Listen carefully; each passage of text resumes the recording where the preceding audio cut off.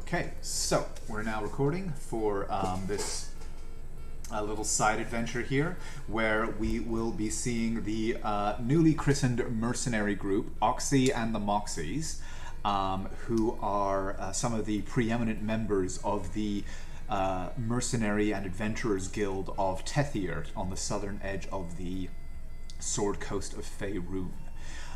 They have expressed an interest and been granted the rights to by the guild of a contract offered by the Lady Candelaria Sonavella, and are considering attending her estate in the port of Tenrathan in order to discuss final details.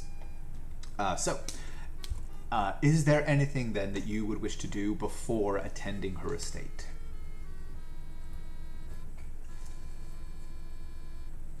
I definitely gotta find the paperwork.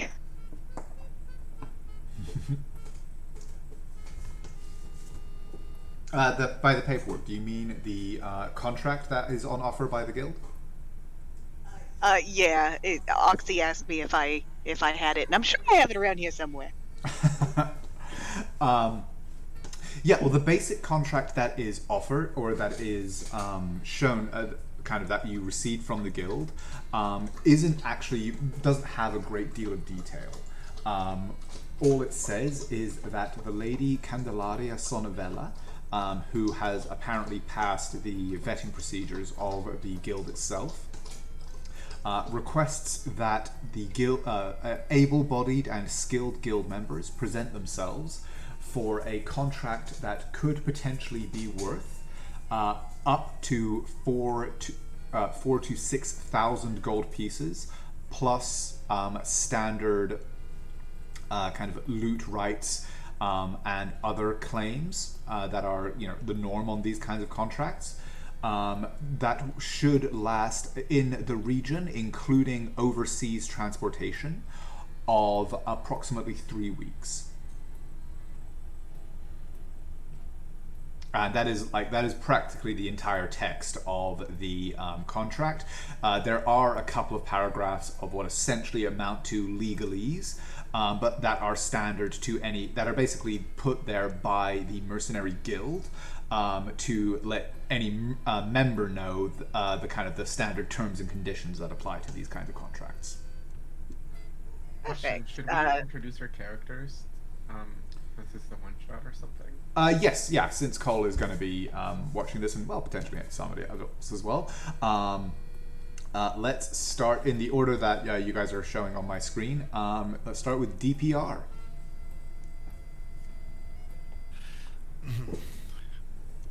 Hello, my name is Data Processing Router 355D.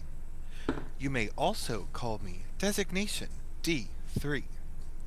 My designation master has informed me that I am to join this group of flashbacks in order to help.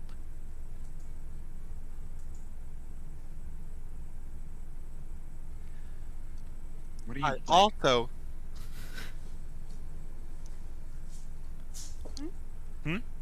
What do you look like? Oh, right. He is a very tall, kind of Iron Giant-esque build.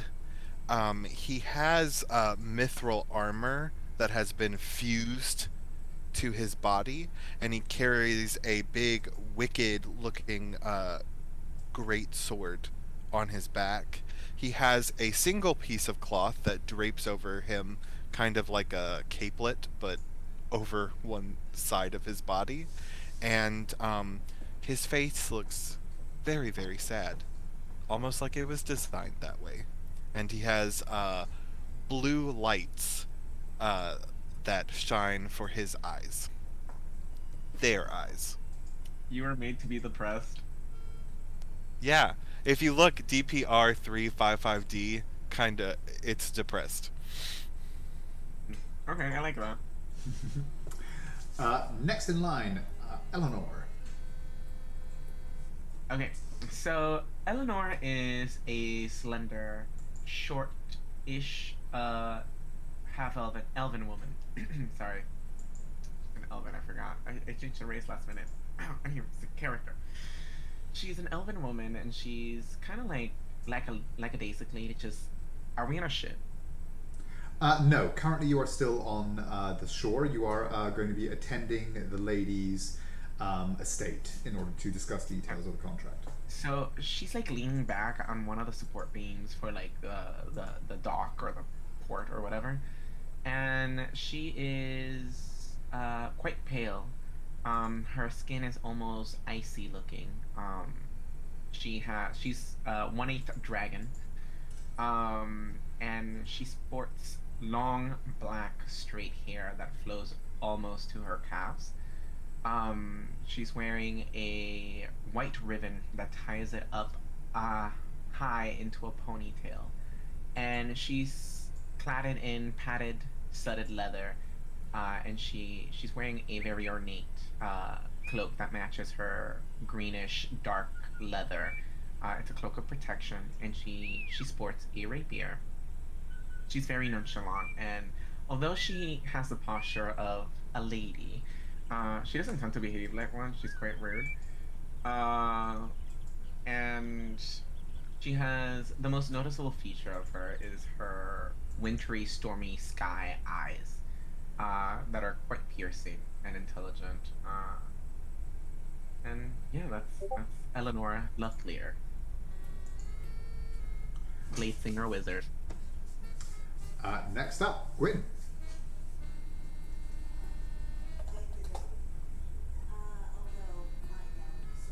Oh, I think you're muted. All right. I am the girl with no name, although now I'm sort of just called Gwyn, and that's kind of my name, so it doesn't really make sense anymore, but very little of what I does make sense. So I am very young for a mercenary, just 16 years old. About 4 years ago, I was rescued by Oxy from a situation that I'm not going to get into right now. And when it came time to, release me back into the wild, I just never left. I've been following him around ever since, and I have proven to be a most useful mammal with gadgets and quick hands and sneaking around and keeping a lookout and things like that. So I've made myself kind of useful. I have bright red hair and azure eyes. I'm short for my height at 5'4", but I make up for it with boundless enthusiasm. And that's about it. I literally just put together that Gwen is girl with no name. And last and largest, we have Oxy. Oxy is rather tall at nearing on 7 feet. Very muscular with his Goliath frame, his beard though running down his face, all braided in front of him, wearing usually no shirt unless he absolutely has to, a kilt and a pair of leather boots with the large battle axe at his back. As he just lets Gwen take care of the paperwork. I'm a bit of a folk hero when I was a child, and once I heard you could get paid for it. That's why it's Oxy and the Moxies. Andrew, you're not on cam. Yeah, I know.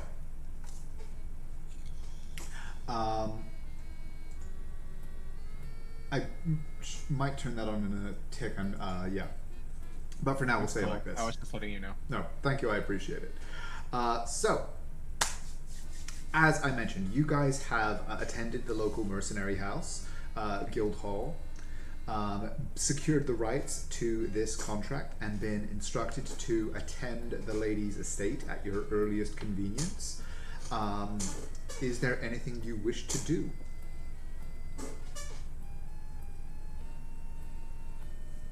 Eleanor will Oh, say, actually, go on.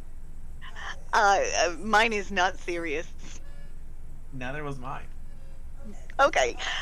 Then I would like to go ahead and I forget what it's called. It's not infusing an item, but it's sort of like that, where I can make a small tinker with an item and give it a small effect. And I would really like to make it smell like bad cheese and leave it hidden somewhere in the guild hall. Okay. Go ahead and roll me a stealth check.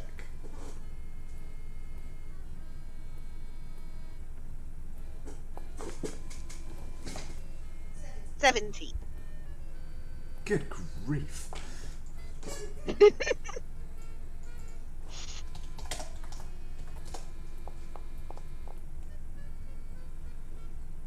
Okay.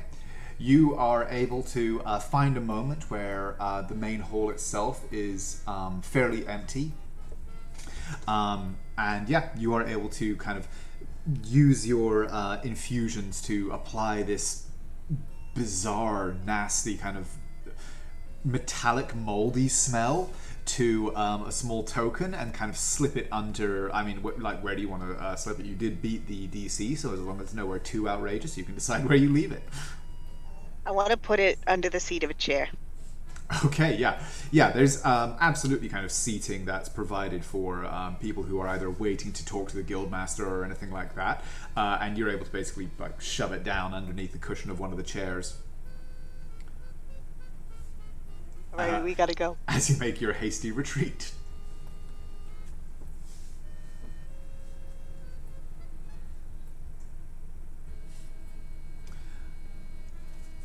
So your group leaves the guild hall and emerges out into the bright Tethir sun. This being a southern kingdom, it is quite warm, very tropical in terms of weather.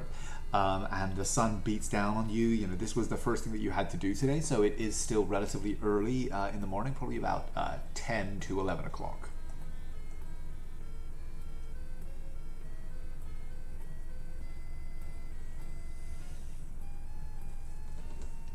What are you guys going to do? So we've left the guild hall and we're headed to the docks. Well, so the lady's estate is in the hills above the port itself.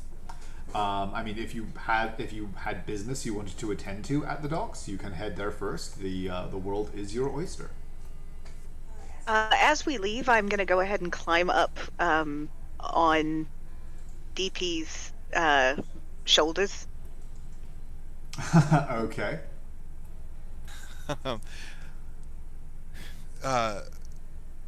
D3 lowers themselves and like makes their arm and leg into steps so she can climb up, and you just hear disgruntled sigh, and then they You love stand me. up. I am forced to love you, master. My programming allows nothing else.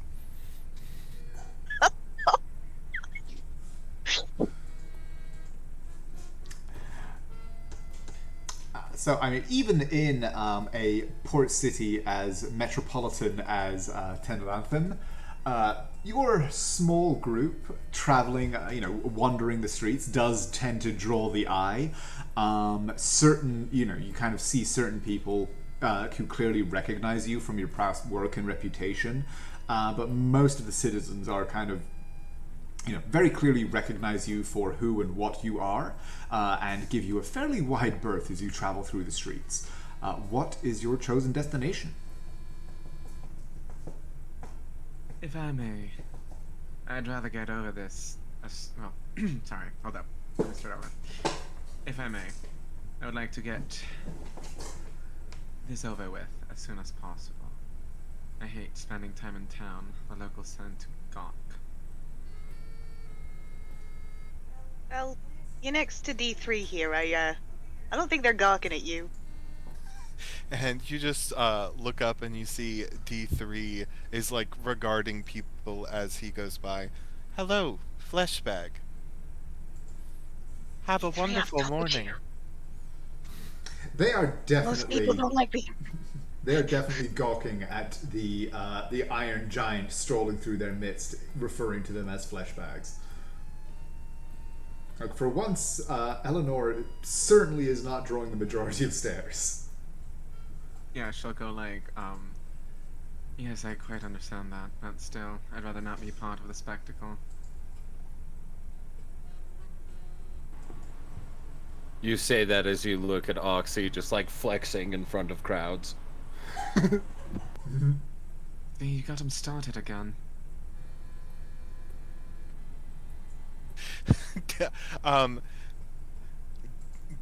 D3 turns and regards a group of women walking forward and goes, "Please, female fleshbacks, behold the big, strong muscles of our boss."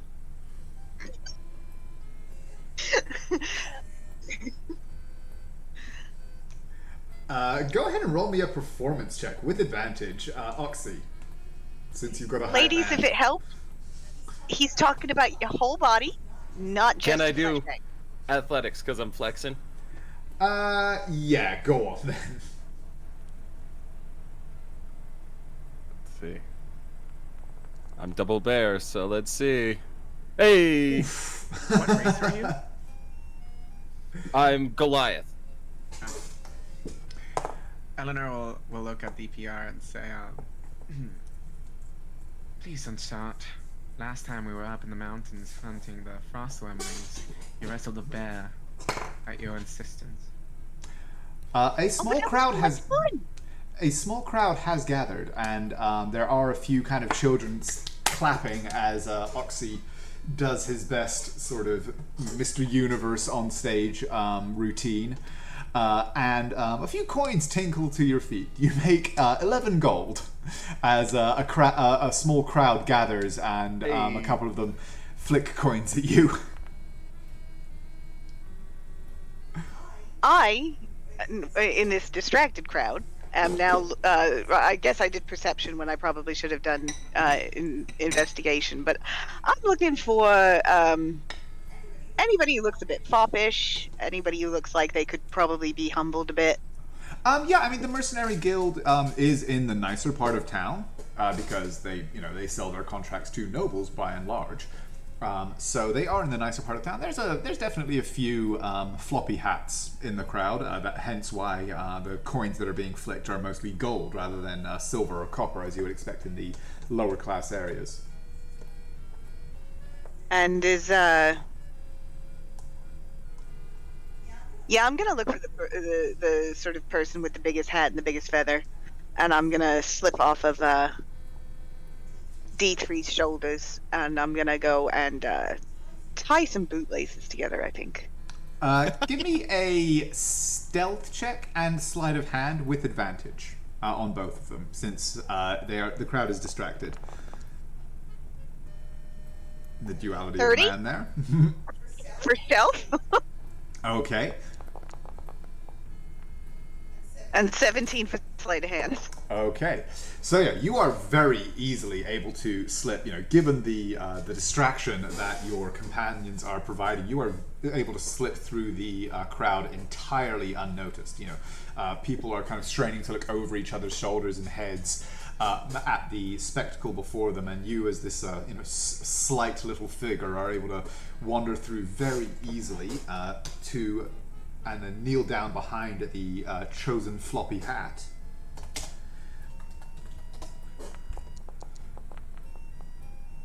Uh-oh. But as you reach down to kind of try and tie his shoelaces together, your hand just slips a little bit and slightly tugs on one of the laces a little harder than you had been expecting, and the feet suddenly jerk, and you hear the voice go, "I say, what the hell?" And I lost my mouse! And I throw myself on the ground and I start trying to find an invisible mouse. My pet mouse! Cheesy! Where'd you go? give me a deception or performance. Neither of those are very good, so I got me in trouble. Oh.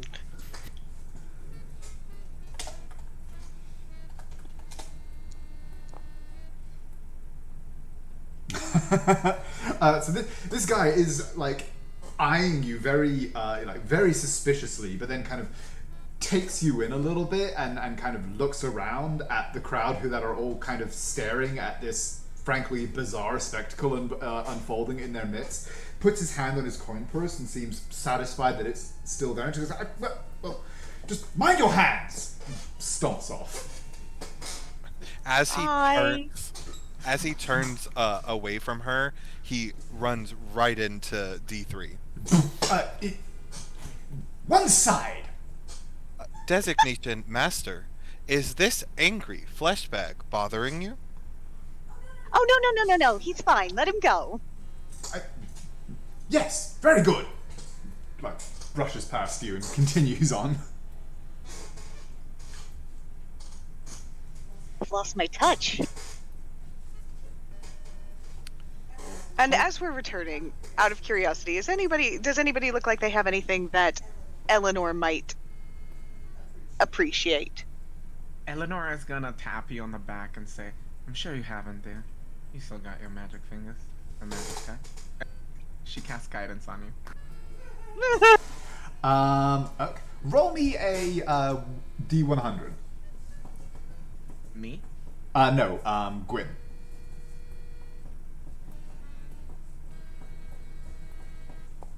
Alright, did I do that right? Very low. No, there's nothing really in, you've having traveled with her for a little while, you've got a decent idea of her sense of style. And there's nothing really in this crowd that seems like it would be her speed. All too gaudy. Actually, in Tephir, yes, very much so. They are, this is a colorful and brash, outlandish kind of port city. Well, I'm done getting up to no good. Shall we go? Don't want, to lose out on this contract.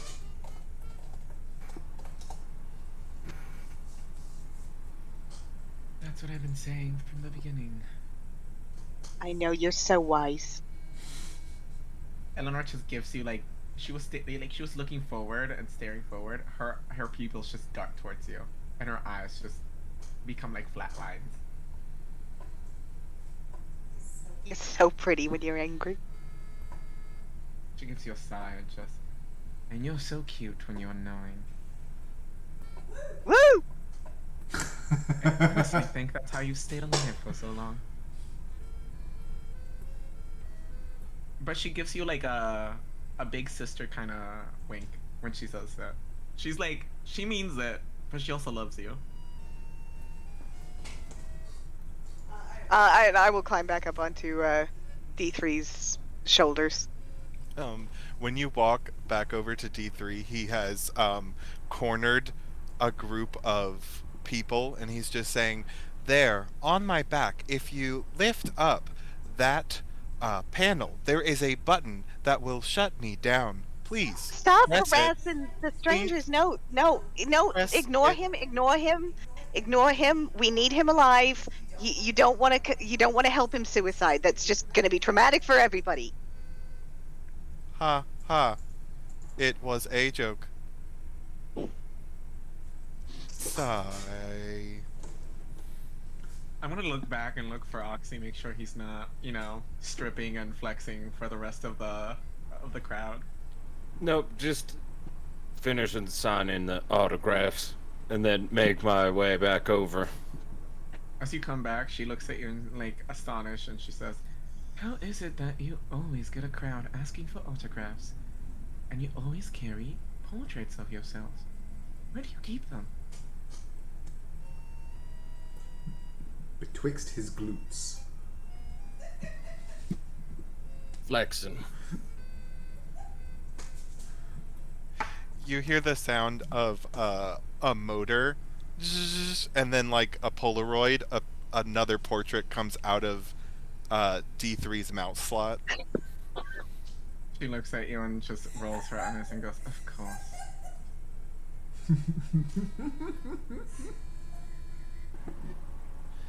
Come, let's go get more famous and make more money. Well, I still downtown. don't know if it's great to get famous in our line of work, but okay. If we get famous enough, we won't have to work for the guild anymore. We could go and I do have some new gadgets I kind of want to show you guys.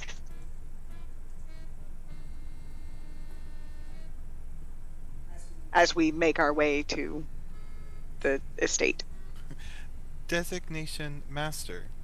If we gain high enough notoriety, does that mean more people will attack us?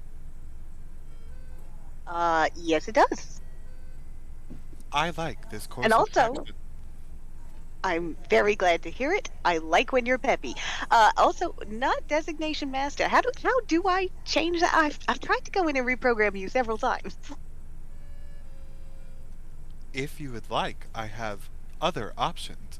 I have designation Slave Driver, designation Dark Lord, designation Mommy, designation.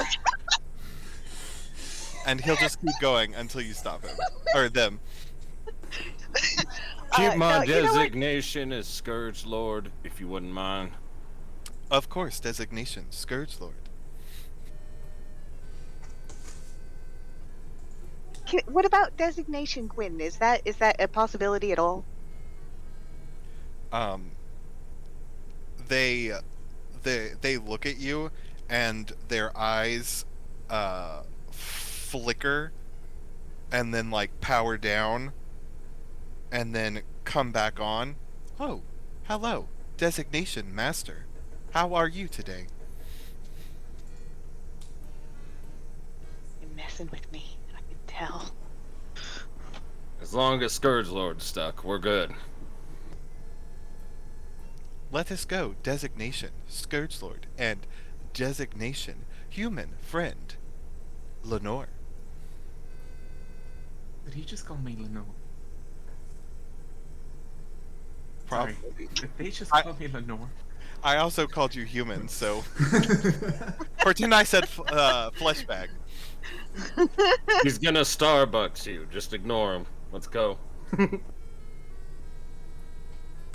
Right, so you head out of the city toward the noble estates. Where the kind of area which was mentioned in the mercenary summons. You are fairly easily able to get directions to the Sonavella estate, which is beyond the city walls and kind of outside of the city proper, so it does take you a couple of hours of walking to get there.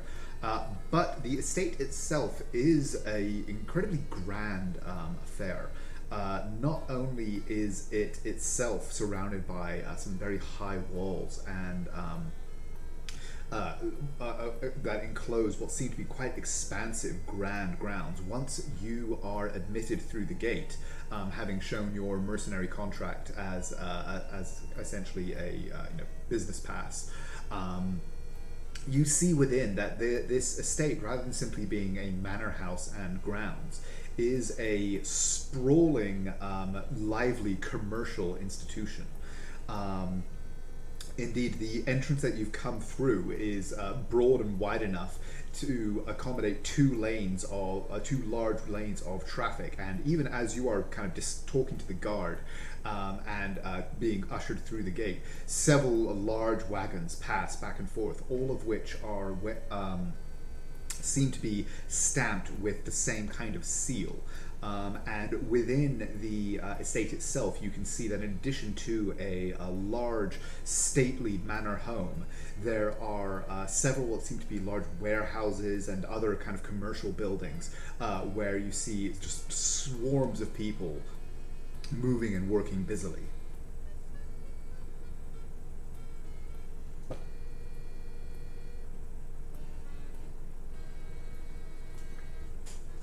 What do you guys do?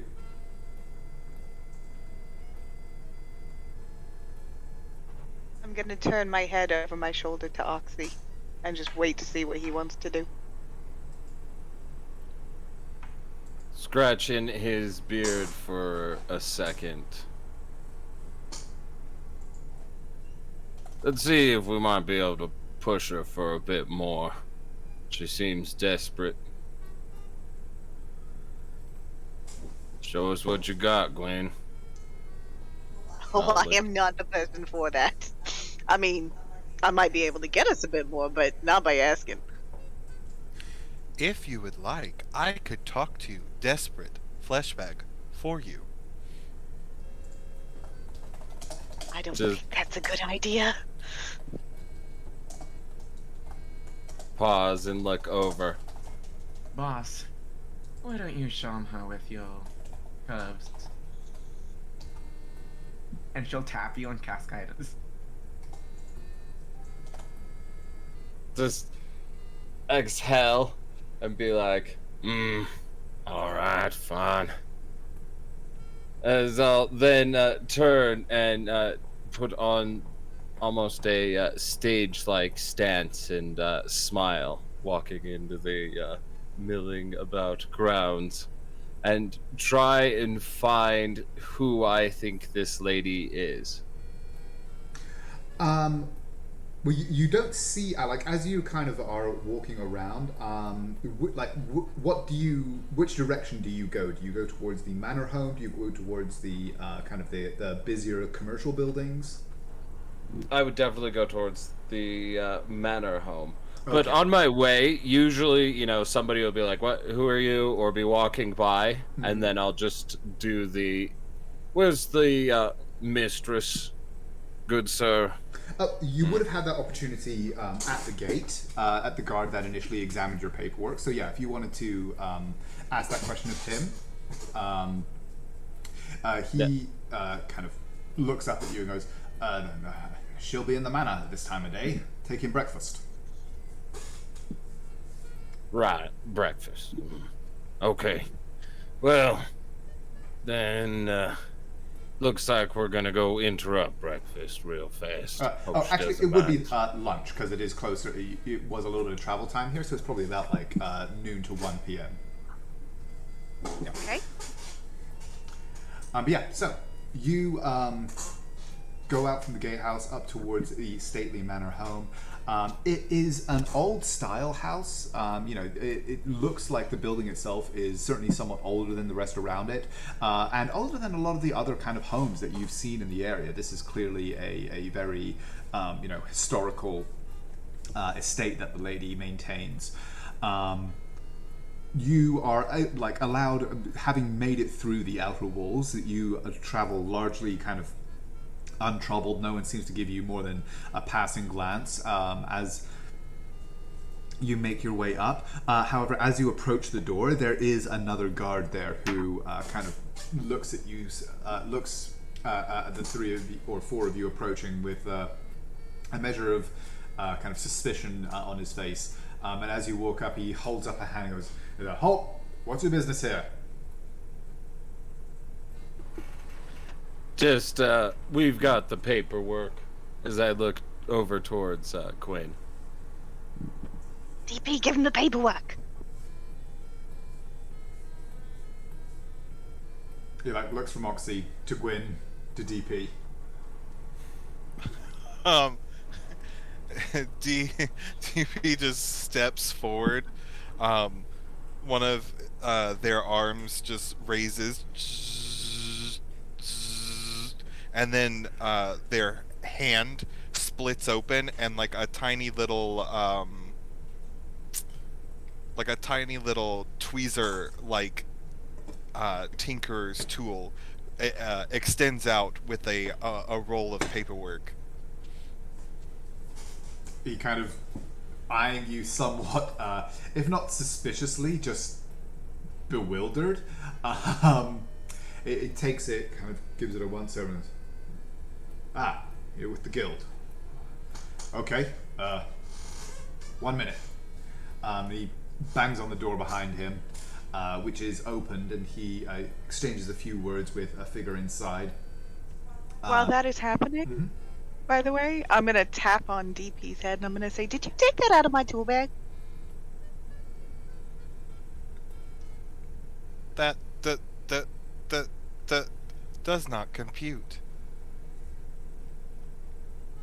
I've got my eye on you.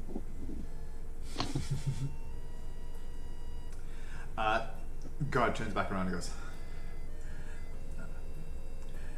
a staff member will be out to escort you to the lady's presence. Don't try any funny business while you're here. Want to hear a joke? No. Just kind of smile at him, turn away. He's he kind of keeps a suspicious eye on all of you. Before a few moments later, the door behind him opens. Sorry, I was just going to say that guy is either paid too much or too little.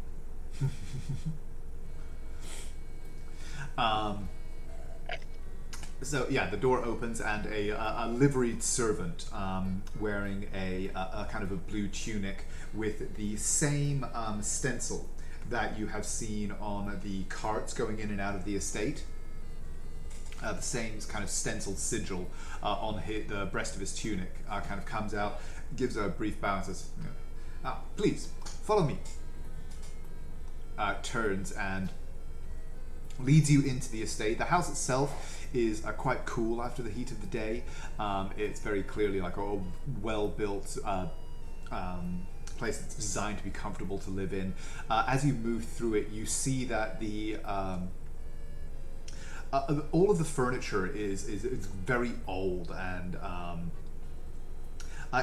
honestly, in some cases, a little too old is what you notice. There's several spots on the walls where it looks like at some point in decades past or perhaps longer, something was on display there that is now missing.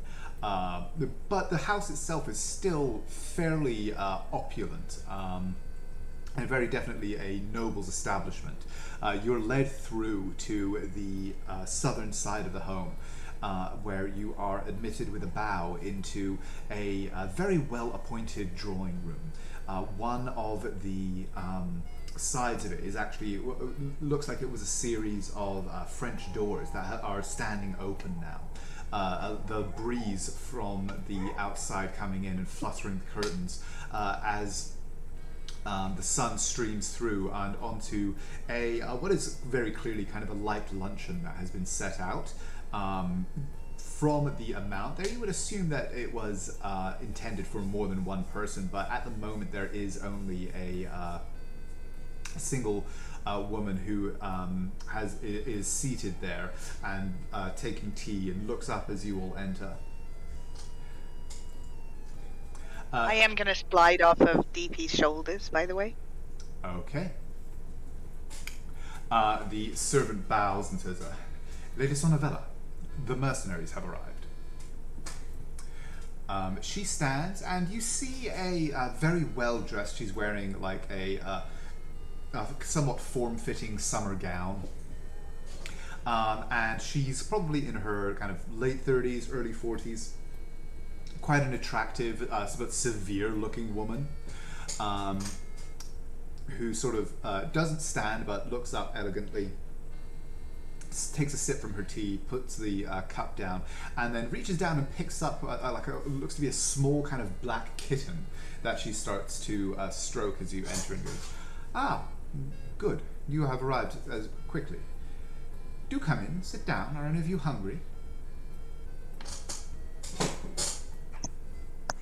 Starving, and I will walk straight up to the table, take out my small dagger, stab something from the table, and start munching on it. It's the same. Complete with dagger? Complete with dagger. She just goes, what charmingly rustic manners. And still, I did ask for the guild to send me their most skilled at violence rather than etiquette. So I assume that your small group Eleanor is able in these matters? Eleanor says, "You're not wrong. to get paid to do dirty work, not to sit around and, well, put on airs. Delighted to hear it. As it so happens, I have some dirty work for you. I'm all ears.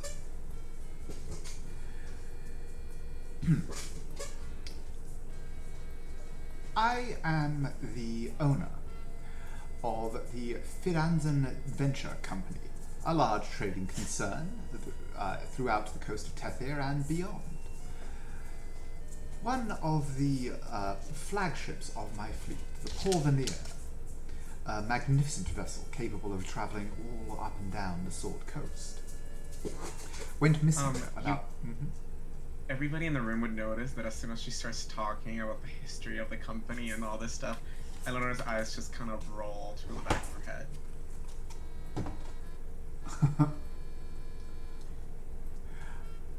One of the barbarians, the grown-up in the group. She actually does put down, she puts down her teacup when she notices this and just goes, "I'm sorry, am I boring you?" Usually people just point us in the direction of a thing they want killed or dealt with. They don't give us the history of their birth. Or whatever. I'm quite certain such a history would be beyond you. However, very well, if you wish to get down to the basics, the Porvenir has been spotted, entering the maelstrom off the coast of Felcay. I wish you to go to the island, find my ship, and retrieve certain items from the cargo hold. You got a list? You will be paid 1,500 gold pieces for the venture itself, and an additional 250 gold pieces for every crate that you are able to retrieve from the hold. They are small, perhaps 2 feet across each. There are no more than a dozen of them, but at least I am told that there were at least 10. If you are able to return them to me in good condition, unspoilt and unbroken, you shall receive your payment. What's in the crates, lady? My business. Listen, you don't have to go into details. I'm just asking. Is it frail? Do we need to be careful when we're transporting your business? Don't smack them with that thing at your waist, and they should be fine. They are not filled with china, but the contents are precious to me. Bring them to me in good condition. Right.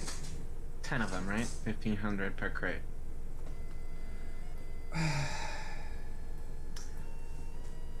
1,500 to begin the expedition. 250 for every crate that you are able to return. There are between 10 and 12. I understand that your capacity for detail is limited, but do try and at least retain the basics. Sorry, you just have My to lady. just go on. My lady, I'm very sorry.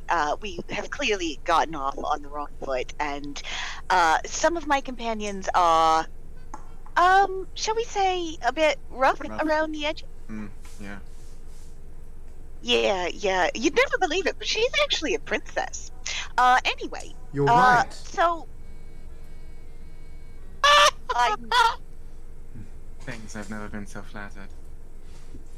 Okay, so just eye on the prize here. I understand, if I've understood correctly, what you want is for us to get some very valuable things, and what we want is to get paid what we thought this was worth, and so we just need to clear that up, and we will be on our way, because we were told that this was going to be between 4,000 and 6,000 gold in our pockets by the end of this, and what it sounds to me like is that we're only guaranteed a 1,500 payday, because what if we get there and we find it's already been destroyed? That just doesn't seem fair. That is why you are being paid a retainer of 1,500 gold pieces, merely for your time. The rest is for results. Well, Yes, I mean that's what we're discussing, obviously. The point that I'm making though is that a lot of those results we can't control. If it's already been if it's already been sunk, if it's already been destroyed, we went out there assuming that we would be able to help you, but then we can't, and that's not our fault. Well, see, Um, this is where details can come in so very, very handy. The poor Okay. veneer disappeared some time ago. Almost 2 months, in fact. It was due back in port and missed its date. A week went by and nothing.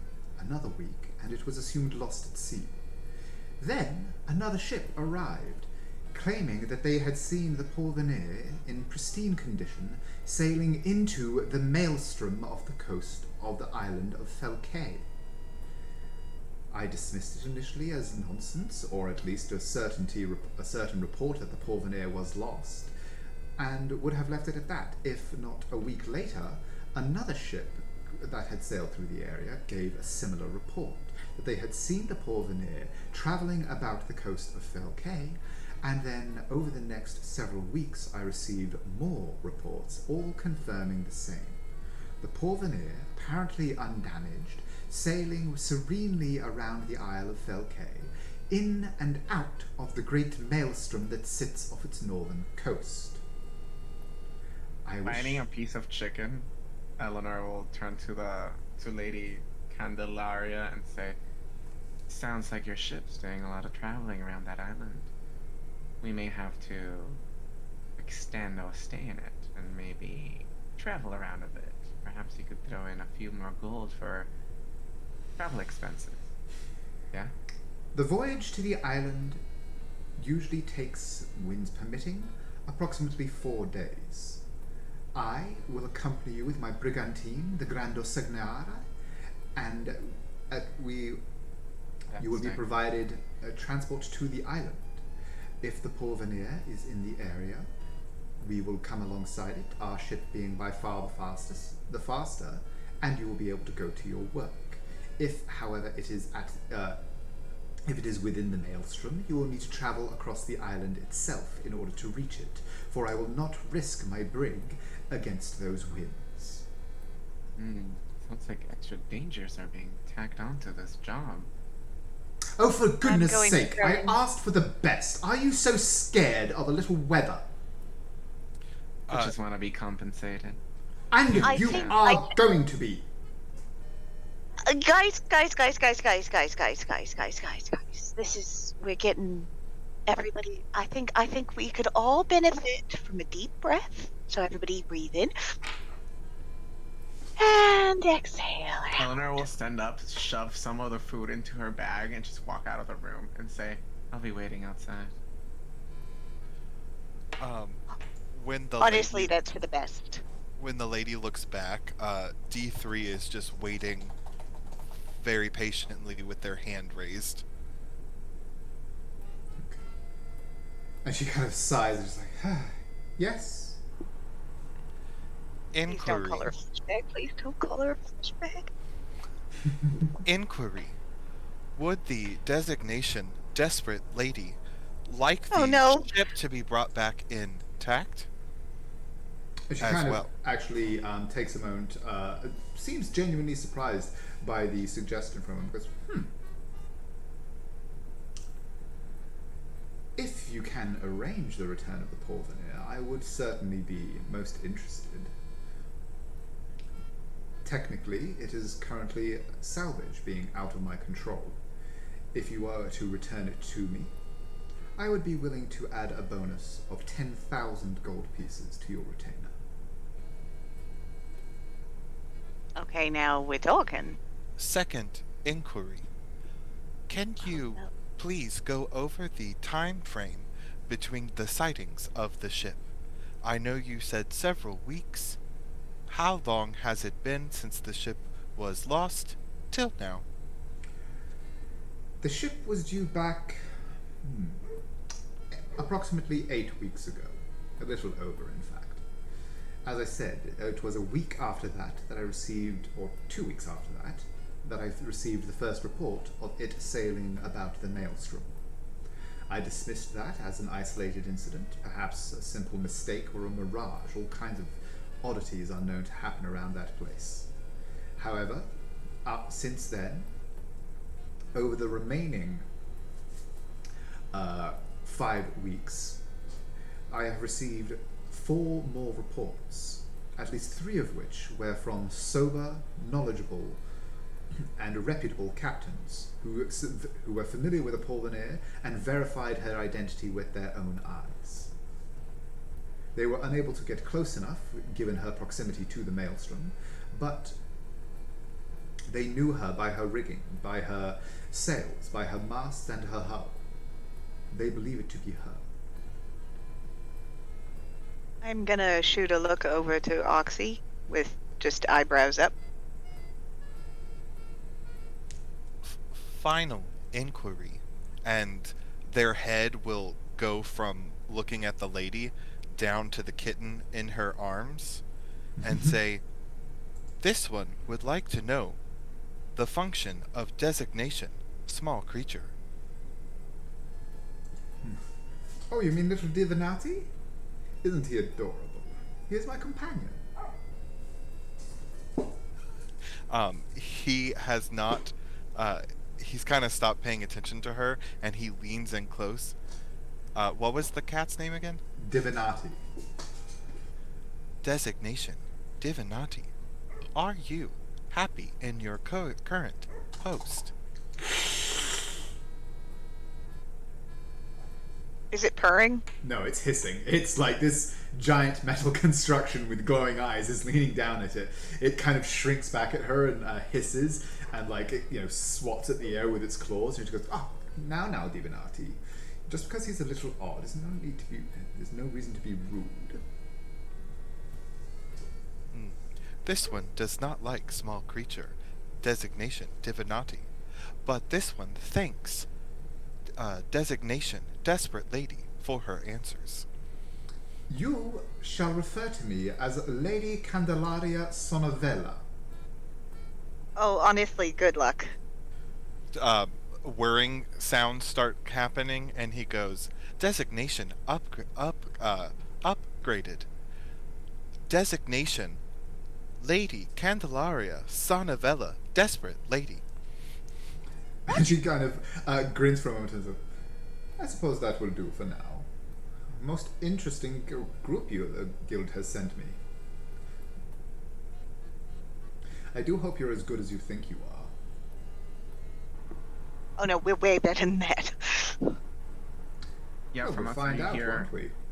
From outside you hear. We're better. I suppose we'll find out, won't we? Much better. But you will find out. When can you leave? I don't know. When can we leave? Aren't you coming with us? I am ready. My ship can be prepped by the morning. Will you be prepared to travel by then? I don't see why not. Excellent. Is it alright if I take some of this to go? Is that gonna be alright? I You got. suppose. If you must.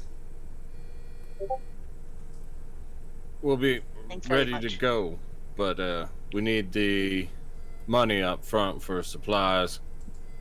And the boxes are gonna need to go to 300 instead of 250 for each of the broken ones. We have no idea how many of them in there are broken, so not sure how many we'll get back, you know?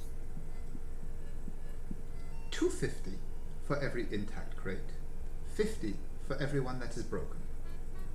That will bring you to 300 for every successful one, if any are damaged and beyond your control.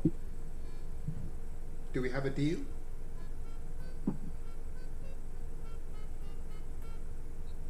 Looks at everyone, minus Eleanor. Oh, I walk back in. Once I see the deal happening, I walk back in. I thought you were like outside. No, I just walked out of the room. Okay.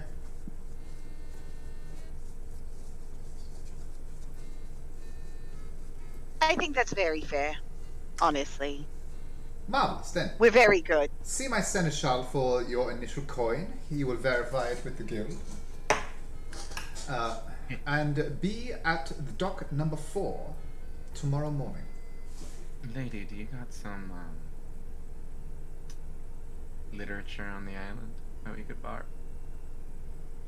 Certainly not. If you wish to avail yourselves of that kind of information, I suggest you, I don't know, find a library or something. And your Senator Zelia will have the paperwork. My seneschal, yes. Yeah, that word sounds perfect.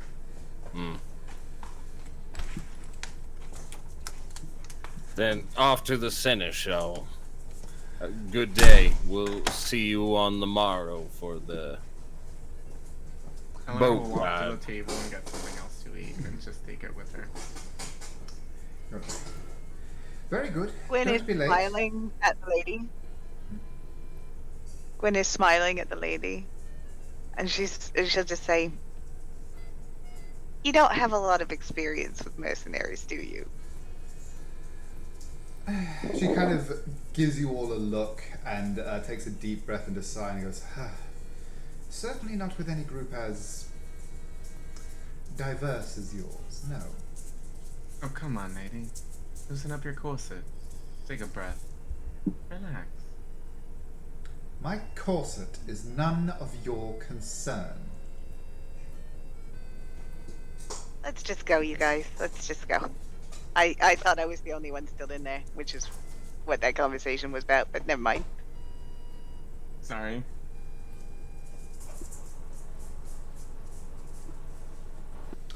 Okay. Shana, Well, you step out of the room, and there is, in addition to the liveried servant that you had already met, another man, an older man dressed in, a very clean cut, but obviously kind of working clothes.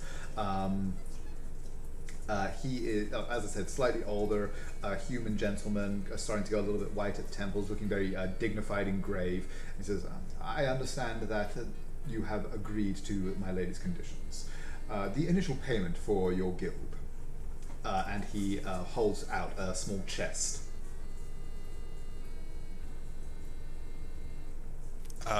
D3 will,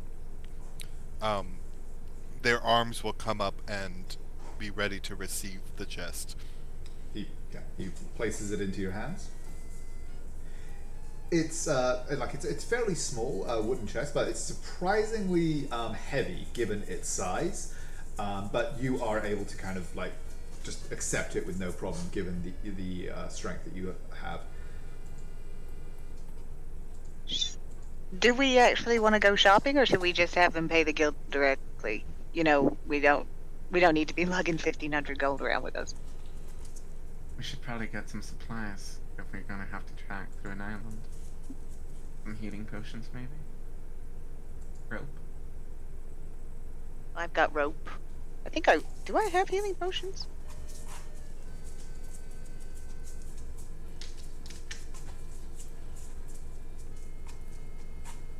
No, I have a way to set shit on fire, but no healing potions. So yeah, let's get some healing potions. Because we kind of operate in this town, would D3 be familiar with a library that is around? Yes, yeah. I won't even necessarily make you roll for that. You, as a group, would certainly be familiar. The guild itself does have a small kind of knowledge base that is available to members, and there are also a number of kind of magical colleges and other kind of learning institutions that have libraries available for either public or paid access. And I would think because D3 is very old, he's had to go to these libraries to update his databases. So they're probably very familiar with them. Yes, yeah, there would definitely be at least one or two, certainly probably the mages colleges in the area that would have agreed to allow you supervised access to their libraries in exchange for permission to basically poke around inside you and tinker with you. Yeah, yeah, yeah, yeah, yeah. So yeah, you would definitely have those resources available.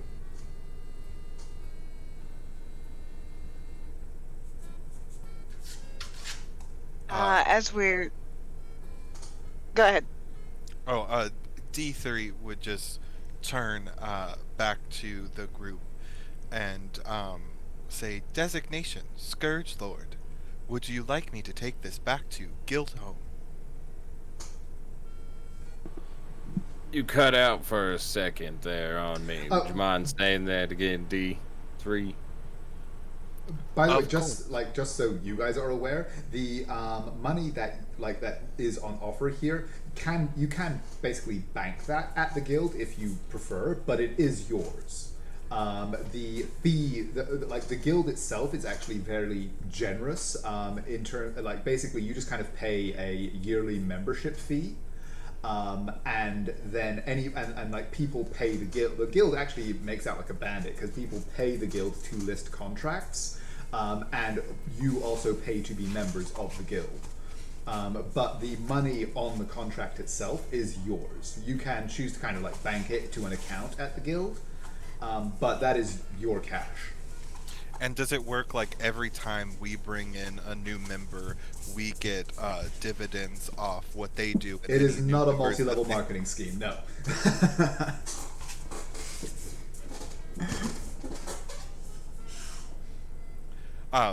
D3 just asked if you wanted him to take it back to the guild, but I now realize that since it's our money, we may need it to pay for things, so... That, and I think between me and you, we couldn't literally carry like a ton of weight. Or more than a ton. So. Oh, yeah. Totes. So are we gonna buy supplies?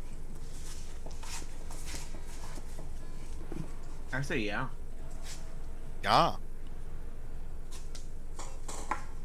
All right, I would like 5 healing potions. Okay, yeah. Once again, there are several institutions. There are several institutions that sort of have agreements with the guild to provide members access to their inventory,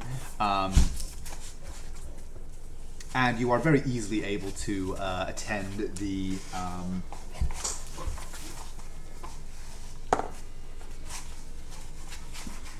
The Laurel Cauldron, which is one of the larger kind of alchemical and magical workshops, and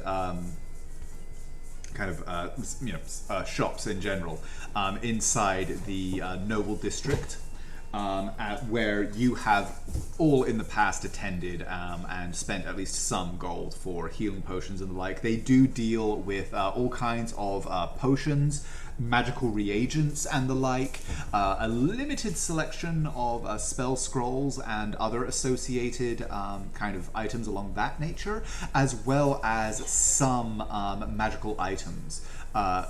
Along with contacts with local producers and things like that, which mean that they can be contracted for the creation or sale of magical items and artifacts.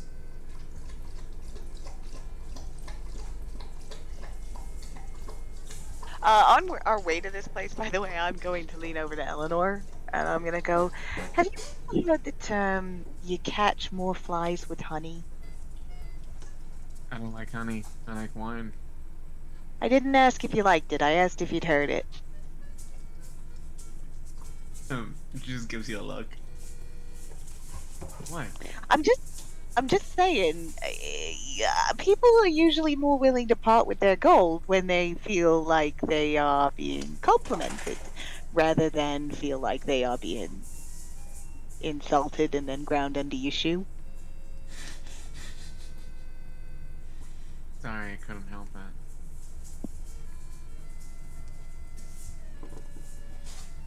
Okay. sitting there on her own all day, giving people orders, not doing anything for herself. Well, at least right now she's gonna sail on a boat or some shit. Oh, okay. I'm just saying. Okay. I will try better, okay? Next time. I promise. So you make Awesome. your way. Sorry, didn't mean to interrupt there. Go ahead. No, go ahead. So you make your way back into the city, back through to the familiar streets around the guild hall, threading your way through to the large building of the Laurel Cauldron. The front of it is a fairly fancy kind of storefront, which backs onto a much larger series of buildings that look a little bit like warehouses, where they've got these large chimneys poking out from some areas that are almost constantly belching some kind of smoke, typically in fairly fantastical colors, with belches of sparks coming out occasionally, cluing into the arcane and esoteric work being done within. It is a fairly familiar sight to all of you, and the frontispiece of it is mostly whitewashed stone with a mural painted across the front of it of a pair of bubbling cauldrons on either side of the main door. With robed figures standing, arms raised behind them. And a signage above it that proclaims it to be the Laurel Cauldron. There are a number of there are 2 guards stationed outside, which are again a familiar sight. This has been the case every time you've come here. As you step inside, you are immediately enfolded by the cool gloom within, out of the somewhat oppressive Tethir heat. Your senses are assailed by the sense of all kinds of spices and alchemical reagents and roots and all manner of exotic substances. It's about mid-afternoon at this point, and it is it's relatively busy. There is the familiar form of Fathan, who is a kind of a very broad, dour-looking dwarf, with his beard tightly bound in a braid and his head shaved bald, standing behind the main counter, while 2 or 3 other staff members help other patrons. He seems to be in conversation with with one of them as you guys all step in. He glances up and sort of motions the person that he's speaking to away, and they dart into the back, and he turns to you and goes, What's his name? Fathan. Fathan? Out of curiosity, would I have a previous relationship with this person as somebody who helps me blow shit up? Yes, actually. You absolutely would. He is a provider of all sorts of alchemical nonsense and reagents, and in the past has been fascinated and astonished by the breadth and kind of variety of orders that you have placed with him. So I'm gonna go. Before you go, Eleanor will hold you back and say, "Hey, make sure you get some insect repellent because we have to do a trek to the jungle. And remember that time that we were chasing slavers in that one island? Remember the spider that bit me? She'll pull down a bit of her trouser and show you her butt cheek. See, it left a crater. Yeah, I still remember you. I still remember you trying to get me to suck that out. I just think that you were messing with me. It really hurt, you know. But I mean, don't let me stop you. You get whatever you think you need. He looks up and He recognizes you, and you see this grin split his face underneath his bushy mustache. Goes, Gwen, my girl, what may I do for you today? Are we blowing up something large? Actually, I'm apparently supposed to be retrieving something without damaging it. Can you imagine? Well, that is a disappointment. Still, I'm sure how I'm still may going to I- find an excuse to blow stuff. knowing you of that, I have no doubt. What may I do for you? Well, I know what I want, and then I'm going to turn it back to the group. Be like, did you guys have anything in mind?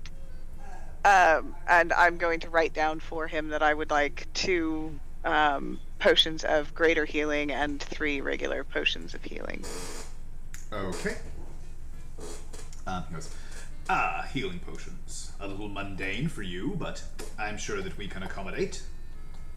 Eleanor will look at Gwen and say, "Hey, psst, the antitoxin and the insect repellent."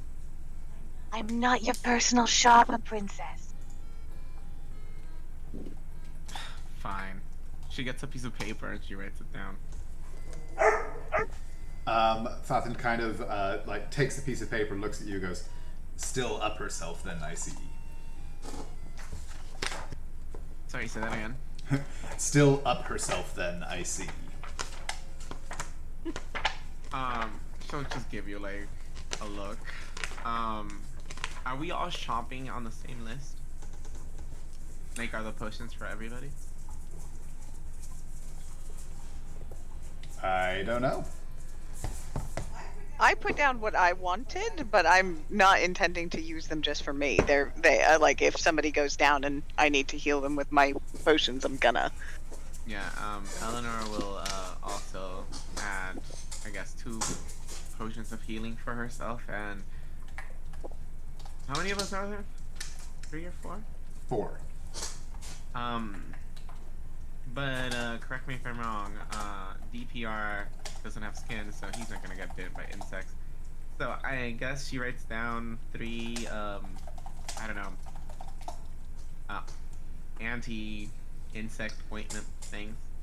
Incense would be the essentially there's various types of incense that can be burned to keep away the certainly not any monstrous insects or anything like that, but certainly Right. anything that would be your Mosquitoes standard and stuff like mosquitoes that. and stuff like that. Yeah.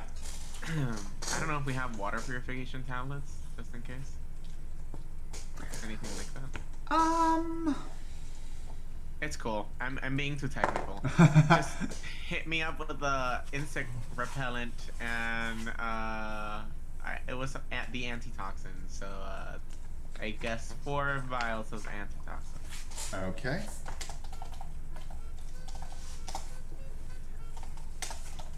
Inquiry. Designation. Master. Is it your intention that this one stays functional? Of course. What do you need? Then Motor oil? disgruntled sigh. Please also put me down for 2 potions of greater healing. Because those work on me, right? Yes. Okay. Yeah. Make That mine shit is greater miracle. too. What was that?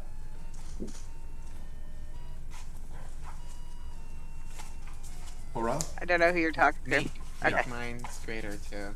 I'm gonna go downstairs and get some tea. I'll be right back. Okay, so that is 6 greater healing potions, 3 regular healing potions, We're gonna run out. 4 antitoxin, and 4 blocks of incense.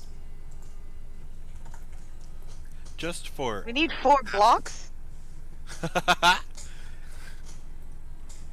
Well, the blocks are 5 gold pieces each, and essentially each block contains 10 sticks, and a stick can be burned for 1 hour to basically clear most bugs away from a 15-foot radius.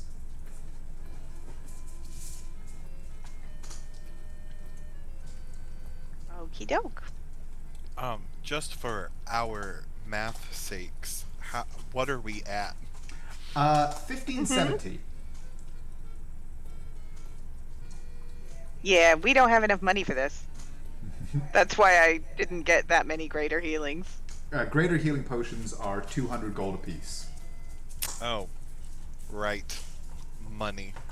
Something I didn't think about. How much are the regular?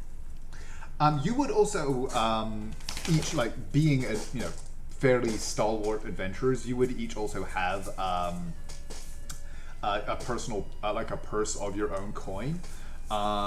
We didn't actually take care of that before the game, so I will say that each of you have each of you roll a d20 and add your intelligence, and we'll say that's how many platinum you have in your personal purse from your previous jobs. Sorry, a D what? A d20 and add your intelligence modifier. Would that just be an intelligence? Oh, wrong check? way. Oh yeah, basically yeah. Each of you give me an intelligence check.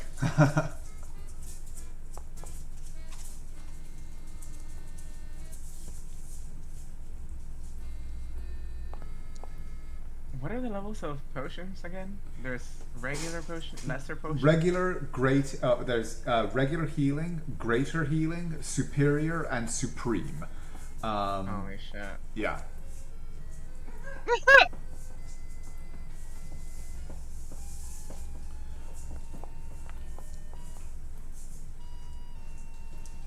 Okay, yeah. So that is the number of platinum pieces in, and so like you each have that much in various coinage value. It's not all in platinum, obviously.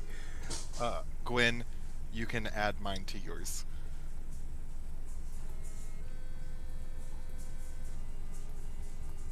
Okie doke.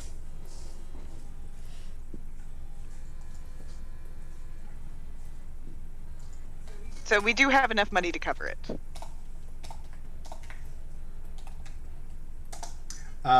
Yes, currently with your you are currently at 1,570 gold pieces for the 6 greater healing potions, 3 regular healing potions, 4 vials of antitoxin, and 4 blocks of incense. I'll edit mine. I'll do 1 greater and 1 regular. Okay, that will knock 150 off the price, taking you down to 1420. Yeah, I will also edit it. How much is the regular potion of healing? 50 gold? 50 gold, yeah. Then give me 4 potions of regular healing. Okay, so and that will knock it down by another 200 to 1220. Oxy, you want anything? I bet we got like some giant strength. I bet we got some like potions to speed. I mean, we could have some fun. Scratches his beard. Potion of speed would be good. That, or maybe you got some scroll of water breathing or walk on water. Faffin kind of scratches his own beard for a moment, goes, Scroll, I would have to check in the back. I can definitely do you a potion of water breathing, however. I think maybe we throw 2 in there. Could be worth it. Maybe they will be 150 gold pieces per. I'll throw down the 300 right there. Okay. Or, pardon me, I'll buy one of them and just say, we'll take one. Okay. I'm not gonna let you have all the fun. We'll go back up to 2. Yeah. Okay. So, yeah. There's some discussion back and forth between you and the group, and Fathin kind of grabs a ladder and goes up and down various racks pulling out certain ingredients, unlocks a large safe at the back that you know from experience contains the majority of their completed potions, particularly the more valuable ones. We'll begin to place out on the counter in front of you and then individually wrap up these several parcels for you, and he places them out and he goes, very well, then. Well, if that will be everything, then your total will come to 1,520 gold. I will supply the extra 2 platinum. And then you just kind of hand in the chest from that you received from the lady. Yep. Okay. He accepts it, opens it up, and you can see inside, rather than coin, there are actually like large ingots of solid platinum that are again stamped with the symbol of what you now know to be the Fidanzan Venture Company. It's a stylized F with a VCO in smaller letters after it. And he kind of goes, seems quite impressed with them, accepts that, pulls in your extra 2 platinum, and presents you with all of your goods. Does he, is this only just like a magical store, or does he sell mundane things as well? They don't sell like camping gear and stuff like that. They are like, they do have some mundane items, but those typically would be like spell component gems and things like that. Gotcha. If you there are there's this is the Tenrathan, where you are, is a large port city, so there are innumerable general stores available. Can we say that I got a pearl from them? Absolutely, yeah. You can mark that off. And they have like a selection, so whatever cost of pearl you are looking for, they would be able to provide, practically to the exact gold piece value. Yeah, it's the pearl for identify, so. Okay, 100 gold pieces. Yep.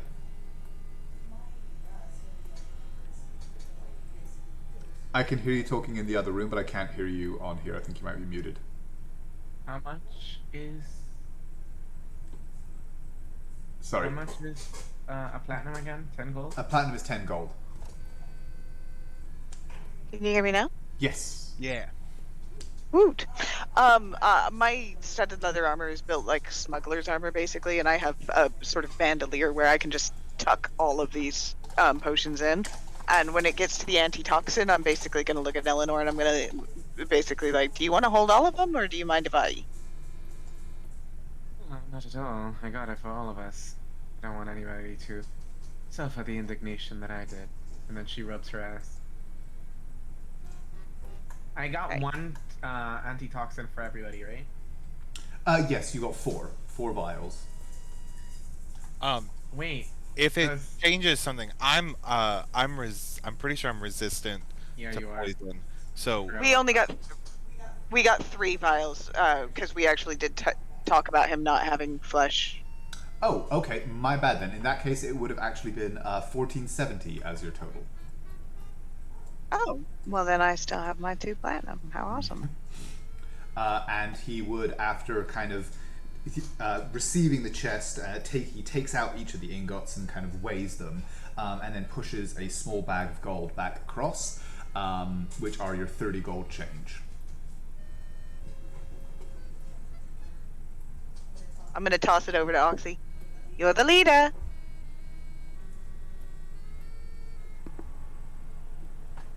Good. Everybody should remember that. Smile as I take the gold.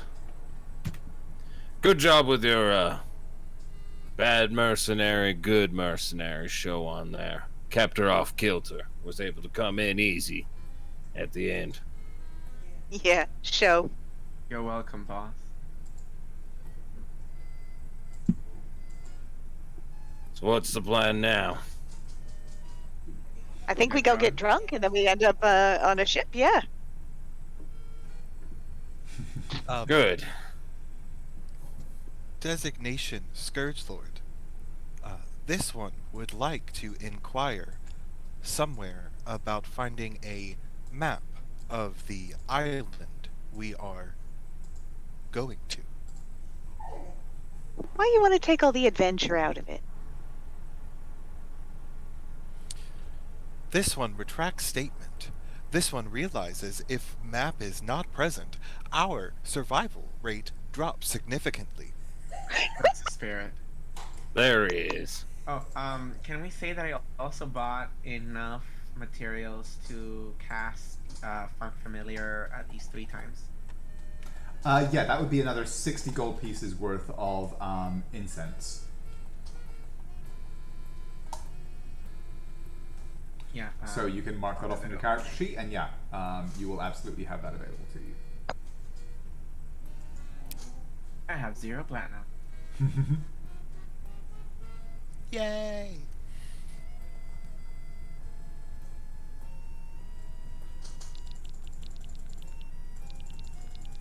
But I think the docks would be a good place to look for a map if we want one.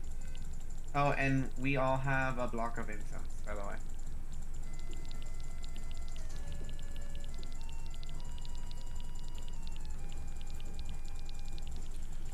Okay, so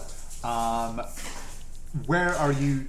Like, so your next kind of stop is to try and get, try and find information on the Isle of Felcay. Yeah, that was a fantastic idea, DP. Thank you. I now regret my idea. You're talking out loud again. No, we'll all survive because of you. We appreciate you, DP. Way to look out. To a cartographer, I think it's the word. And then we're getting drunk. Inquiry. You know, Is Master not too young to be imbibing? oh, hush you. I'm sure it's fine. It's fine. I only started a small fire last time. And I'm looking at Oxy with big pleading eyes. Just looks. Yeah, it was only a small fire. I don't think it'll be a big deal at all. Designation Master. This one will allow you to imbibe if you promise next time to set the fire on this one. You're a riot. Disgruntled sigh.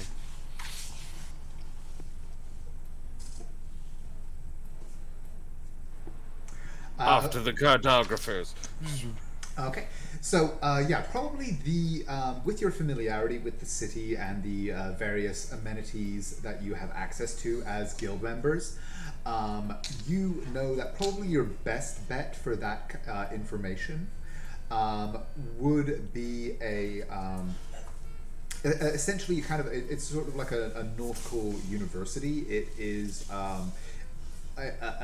magical, ostensibly a magical college, but it focuses very heavily on weather and sea magic, and is also a place where you know, seaborne phenomena and stuff like that are studied. And as such, it is it has very detailed charts and histories and stuff like that of much of the surrounding area.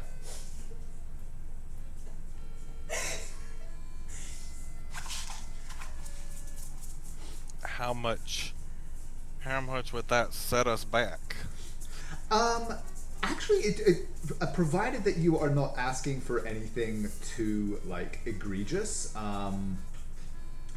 You as guild members are allowed access to their you know, the kind of unrestricted part of their library. You certainly don't have access to all of their knowledge, but you are able to kind of wander into the library and look and reference their books. You can't remove anything without paying a kind of essentially a holding fee. You guys not having, you know, that library cards not being a thing in this world. So if you want to remove any material from the library, you would have to pay, but just to kind of go in and do research is available to you as guild members. Here's where I'm gonna bargain with you. Could I Make a history check for books and a cartography tools check for a map, and see if I can like scan them and put them in my memory banks. Um, do you have like the keen mind feat or anything like that, or is there a racial feature that would account for that ability? No, Okay. I have proficiency in cartographer's tools, and I was just kind of reskinning it as Oh, when as I make like a map, a okay. projection. That no, that's totally cool.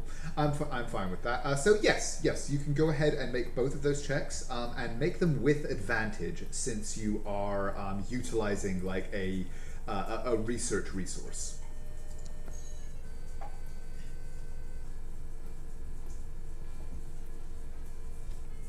Okay.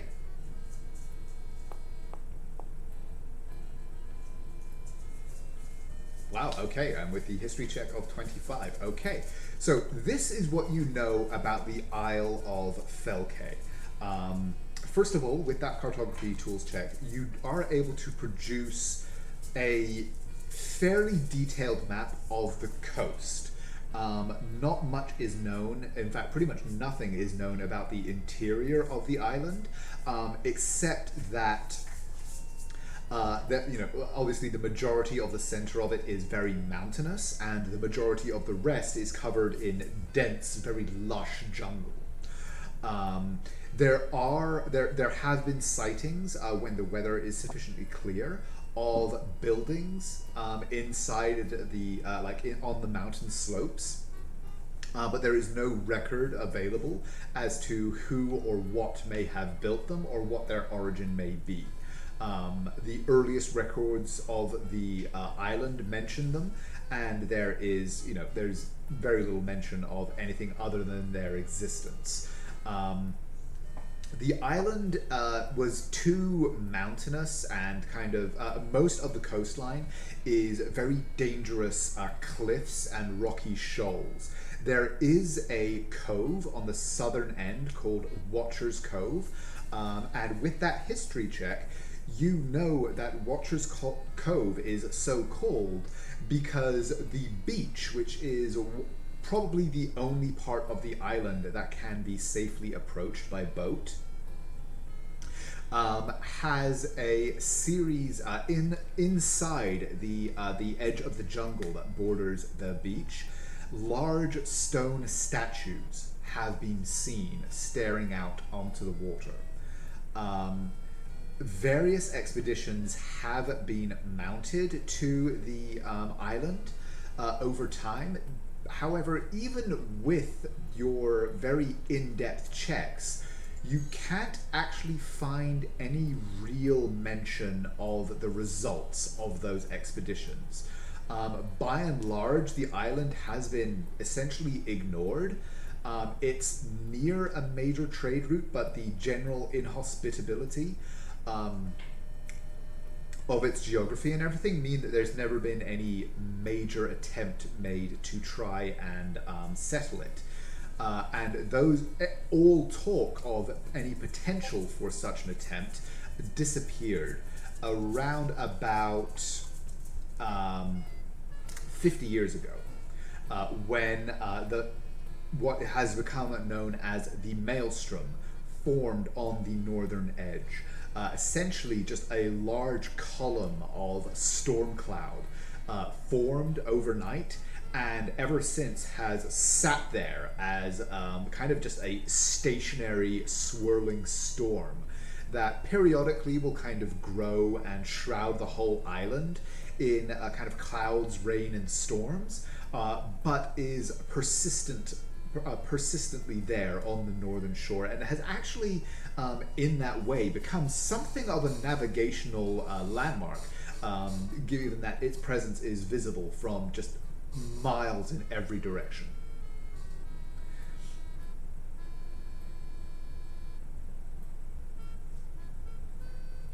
Um, We're all gonna die. right. Uh, when D3 explains this, his right eye starts to flicker like an old timey projector, and on the wall, um, are like a little map will come, and one of his right uh, their right index finger will elongate like a pointer, and he'll start pointing at things and explaining everything. If you can see on the map, the specific section of coastline that is considered to be easily approachable by boat is this small indentation here.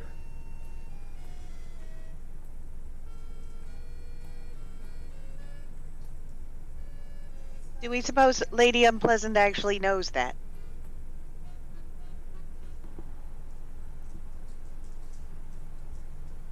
If not, we'll be sure to show her why we're worth every penny. Yes, I'm sure if she lacks the fundamental knowledge to land the boat, designation Grumpy Eleanor will inform her. You can count on me to do that.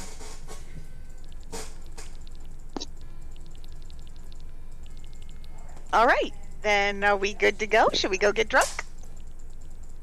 Let's get Let's get blasted.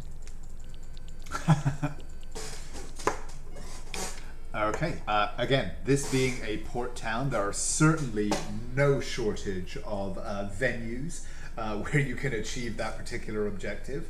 And the rest of the night kind of fades from memory as you copiously imbibe and enjoy your... Okay. Wait. Eleanor will drink, but not enough to be hung over come the morning.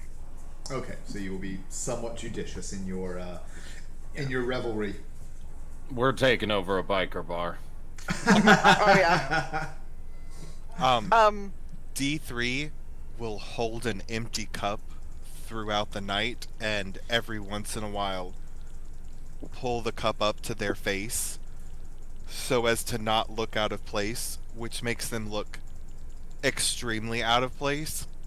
And Yeah, very because weird. you don't even like tip the cup to your mouth. You just sort of hold it up in front of your face and then lower it back down. and afterwards he'll go, statement, that was very delicious. It lights a fire in my iron belly. Meanwhile, Gwen is definitely trying to keep up with Oxy. Like, it is her life goal. Roll me a Constitution save. Yeah, that's gonna go well.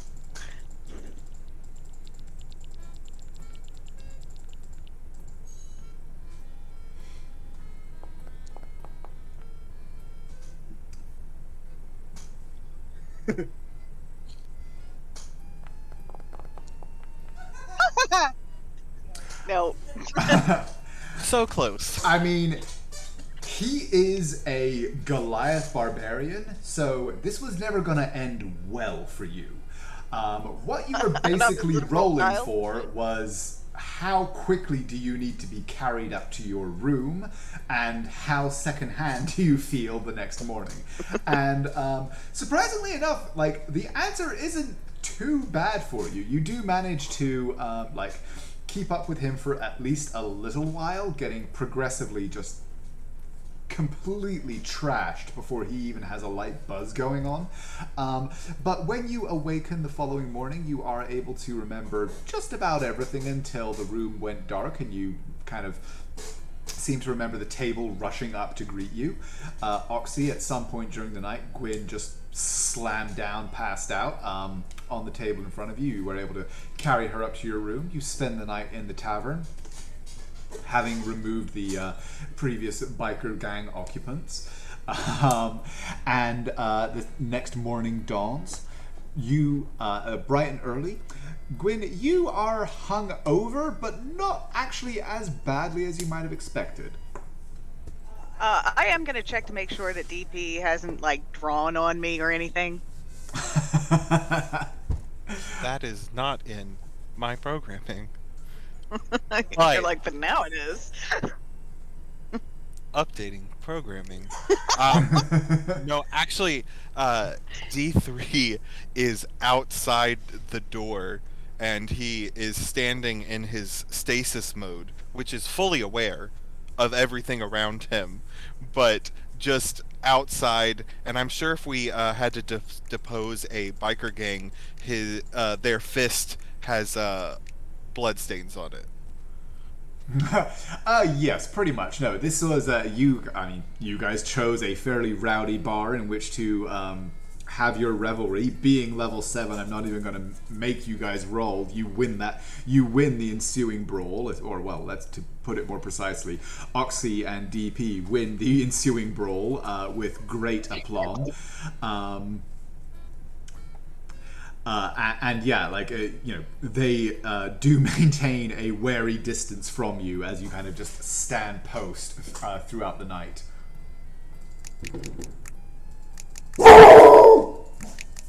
Oh fuck! Somebody's lighting. Somebody's letting off fireworks, yeah. So you will be able to hear our pups singing the song of the people in reply.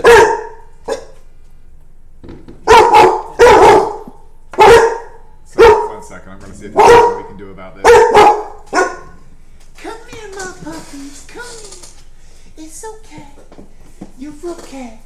I can hear them. I can. You're good boys. Should we RP without him and let him get a You're keeping me so safe. taste of what 4 hour goes through? Come on.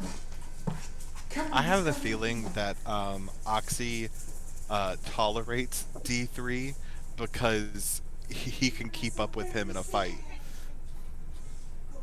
I would love for Oxy to call his fist Coden. I would like for Oxy and D3 to have a arm wrestling contest. And I will take bets. I'm trying to hone in on Eleanor's personality this time around, and I think I want to make her the mixture of Rosa and Gina from that cop show that's funny. Brooklyn Nine-Nine. Yeah, thank you. See, for the more I'm playing Oxy, the more I feel like he's the father, and he's got like a bunch of like kind of motley crew kids, if that makes sense. Like, not the 80s metal band, although it's sick. The the literal motley crew, like the Island of Broken Toys guy. And Gwen stepping up like, okay, so I guess there's got to be 2 adults in the room, so the child will be one of them. Sometimes when she's not tying people's shoes together. That was not in a room. I'm just going to point that out. That is true. I do. You're the bossy middle child that likes to pretend that they're an adult. It's funny because I think that technically makes D3 the baby, but I also think he's older than, or they're older than all of you. Well, Eleanor's an elf, so she's like 300 years old or something. She's just never grew out of that rebellious phase. Yeah, No, and see, yeah. in Oxy's brain, it's going as like he's turning, and it's like he's got all the names. I'm trying to Eleanor, and it's like his like depressed teenage girl in a way that's like a little bit rebellious and a little bit, you know what I mean, but very capable. And it's like one of those like, all right, do it, do your thing, like You do. I you. believe it's in obviously you. working for you. Well, yeah, and I guess Gwen kind of hero worshipped Oxy. She desperately wants to make him proud. So whenever it's like, oh, somebody's got to be responsible, I guess I'm gonna. But she's definitely pushing more and more responsibility onto you. Mm-hmm. And D3 is the one where you're like, maybe he shouldn't talk. Maybe this one, we have to keep this one from saying things. Oh my god, I've been dying. See, Children I should can't, be seen. I never can't heard. remember what film it was. It has like Johnny Depp, and it was about Hook, or whatever. And there was a bunch of... Finding Neverland. Maybe that was it. I can't remember. But no, the kid's just like rightfully super sad, and in my brain, it's just like his wiring's off. He'll be fine later. We'll figure it out. Yep. He's just got a little bit of a malfunction. It's okay. And they tend to call people whatever they hear. I'm just gonna tell y'all, do not have me do any negotiating. And since Oh it's no, the no. That island isn't of accurate. broken toys, how could I throw you out or anyone? You know what I mean? You remind me of so anecdote, right? My youngest cousin, my aunt erroneously told her because she didn't like taking like baths or cleaning herself when she was little. So my aunt was like, "Oh, we need to wash down there because if not, it gets stinky. Okay, like you need to wash every day because people like, ooh, gross, whatever." So one day, my aunt's walking her to school, and this guy starts hitting on my aunt, right? And my cousin goes, "This is when she was like, I want to say 5 or 6. Sir, excuse me, my mom does not watch her coochie." And my aunt almost killed her. She was like, "Oh my god, I've never been so embarrassed." She did this in like the middle of class when another parent was like flirting with me. I feel like that's what is it DPR or D3? It's DPR 355D, but I figured it would be easier to say D3. But I kind of like that you each call me something different. Okay. And So that's the same for y'all. I feel like DPR right now is like my little cousin at that moment, right? She was trying to like get this gross older man to stop hitting on her mom by essentially like saying like my aunt has a stinky coochie. That's the energy I'm bringing, Well, honestly. kids say the darndest things. So Maybe now so. that you're back, I'm hungover. There was talk of an arm wrestling contest. I'm really hoping to arrange that, but I figure we'll get on the boat. Fair enough. Yeah, can do it so on the boat. you were able to arrange / threaten a wake-up call sufficient to be up with dawn in order to attend the docks at the appointed hour. Can I get some hair of the dog? Absolutely, you may. Road beer. Mark off a silver each for anyone who participated in the debauchery. Oxy, you having a larger appetite than the others, let's go ahead and say 2 for you. Definitely. But yes, you are able to awaken bright and early. The Tethir sun hasn't quite yet heated the day to the point of discomfort. The sea breeze is fairly refreshing as you make your way down toward the port proper. Even at this early hour, it's bustling with the schedule. The schedule of this area being set by the tides rather than by the more prosaic methods that most people inland use. And you see people loading and unloading ships. A very kind of diverse crowd with the Tethir hosting ships and crews from all corners of the Sword Coast and Faerun itself. You, for once, are actually not drawing too much attention. Everybody just kind of seems to be getting on with their own task. But you are able to make your way to the appointed dock, where, as you approach, you can see this. Those of you who are familiar with ships of any kind, and even those of you who aren't familiar with ships, can appreciate that this is a very trim, sleek-looking, well-made craft. Those of you who are more familiar with ship construction can see that this is a ship. This is a serious vessel. It is not simply some noble's pleasure cruiser. This is a serious clipper. It's a fairly small vessel, a brigantine in size, with a mast fore and aft.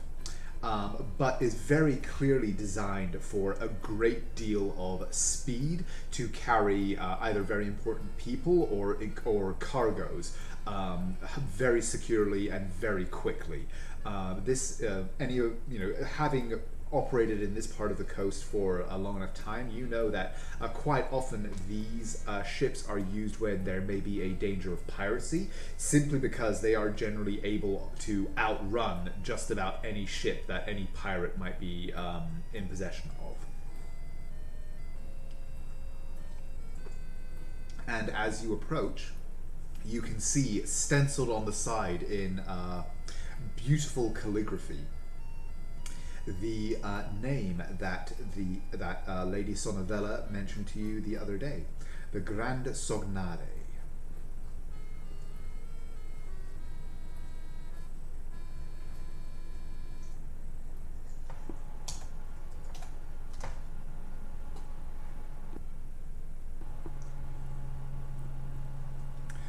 So, what do you do?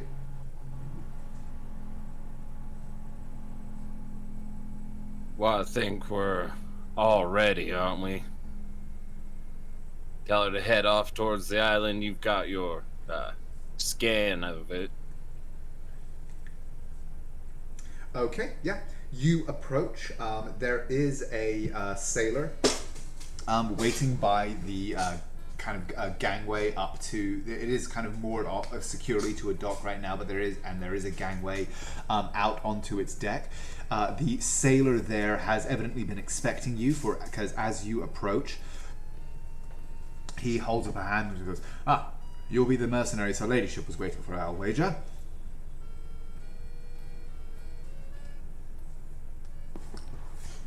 Yes. Has she arrived? Yes, she's in her cabin. Come aboard. Ah. The tide will be lifting. The tide will be going out in just under half an hour. I'd like to be underway. Yes, as would we. Ahoy, that- matey. Yes, Just quite. smile and make my way then onto the deck and get kind of a look and see roughly how many people there were, and then Yeah, so you coming aboard, you see quite like for a ship of this size, a relatively small but evidently quite expert crew. The man that greeted you at the gangway is evidently some form of officer. For as he steps on, he motions to a crew member nearby and goes, "Pull in the gangway. We're getting underway."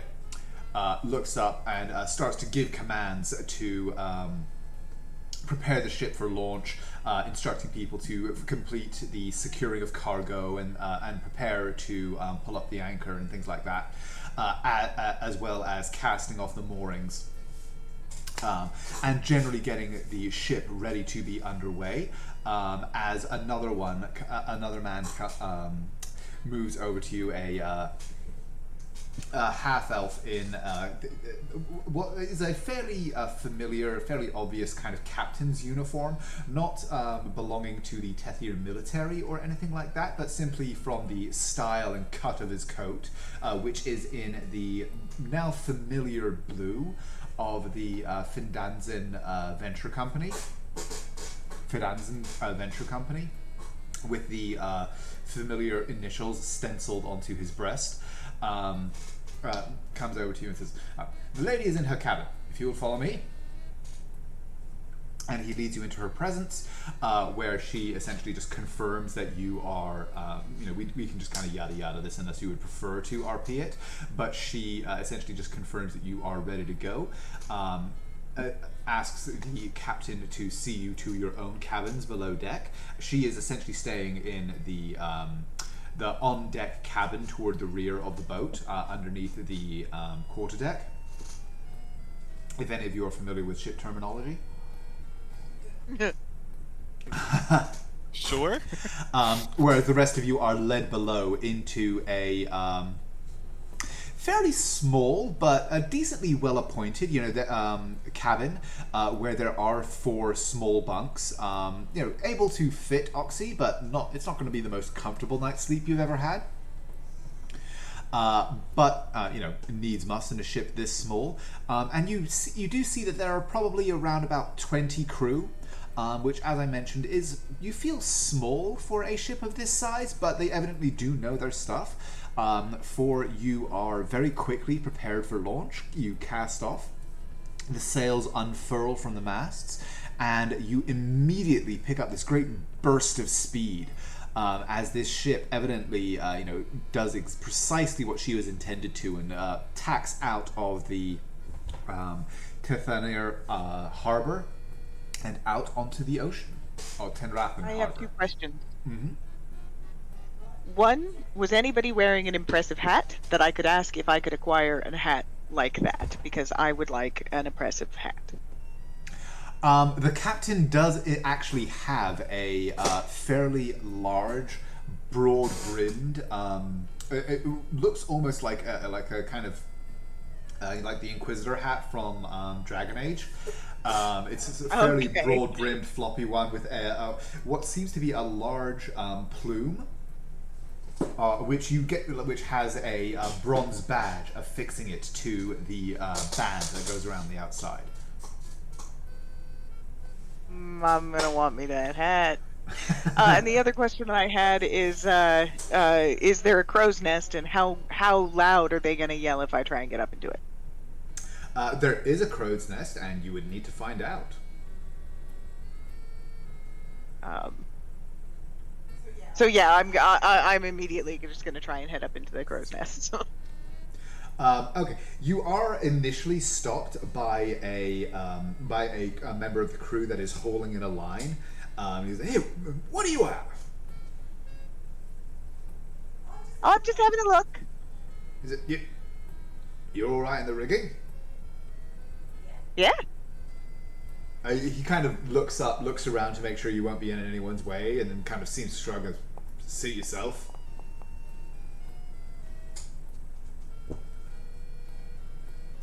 And you are able to scramble up the mainstays very, very easily. Swarming up the kind of crisscross netting that supports the mast on either side, up to the crow's nest. And, as the ship is fully underway, the mast is swaying as it cuts through the waves back and forth. It's quite an exhilarating ride. Magnificent view from this high up. The deck seems like this tiny little, minuscule island that couldn't possibly support you far below in this vast expanse of sea as you pass the headland and turn north up the coast. Heading out into the ocean toward where Felcay Island awaits. But yeah, there is a crew member up there who kind of gives you a weird look as you join him, but when you don't appear to kind of demand anything of him, he just kind of shrugs and leaves you to do you.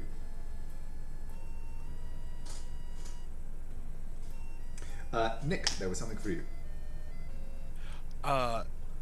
For D3, if no one else has any need of them, will make their way down to the galley.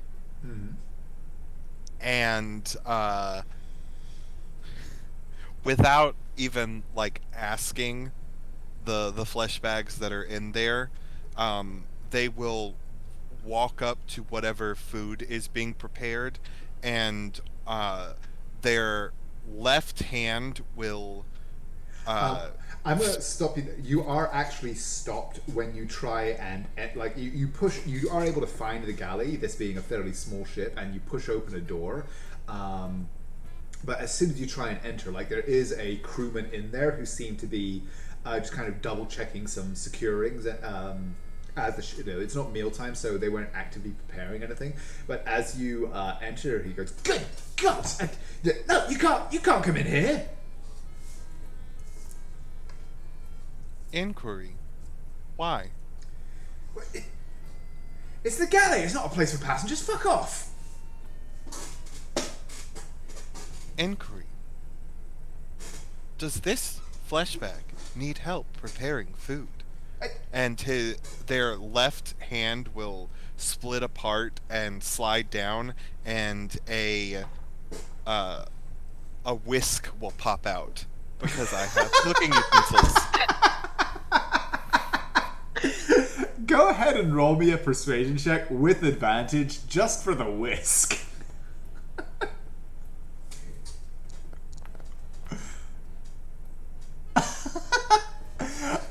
He kind of looks at you bewildered for a long moment and then just goes, you came in with the mercenaries?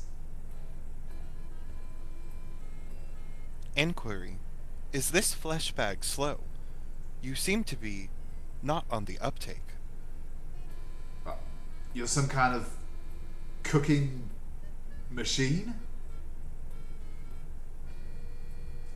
I mean, I suppose, yeah, we're gonna be starting on dinner before too long. And they will just start walking past and go into a corner and just stand there until they start preparing things, and then they their other hand will solidify into like a knife shape, and they'll help make food. Okay, you learned that the flesh bag in charge of the kitchen is a man by the name of Aldon,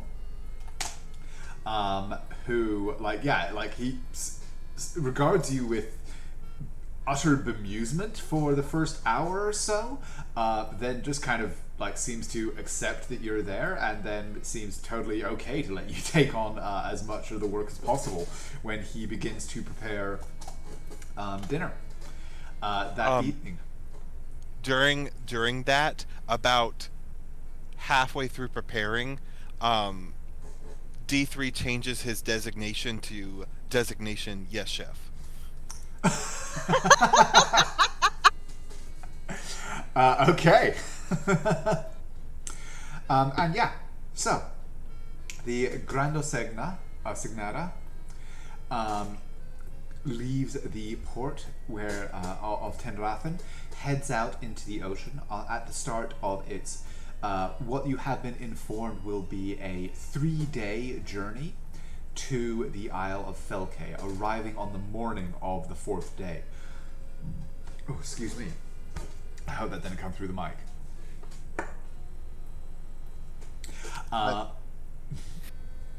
You're good.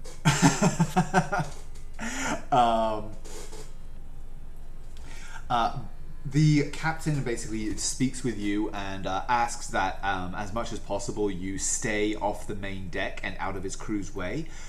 You do have the run of the lower decks apart from the cargo hold itself. But apart from that, yeah, you are free to, your time is your own for the duration of the journey. The lady, Lady Sonavella, you do see her several times. She appears to be traveling with a man. Neither of them take any great pains to approach or engage with you during the voyage, unless you would like to initiate anything of that type. No, Eleanor is purposely just trying to avoid her, and she's hanging out with the crew and cracking jokes. Okay. Would anyone else like to do anything during this 3-day voyage? I would like to acquire myself a hat.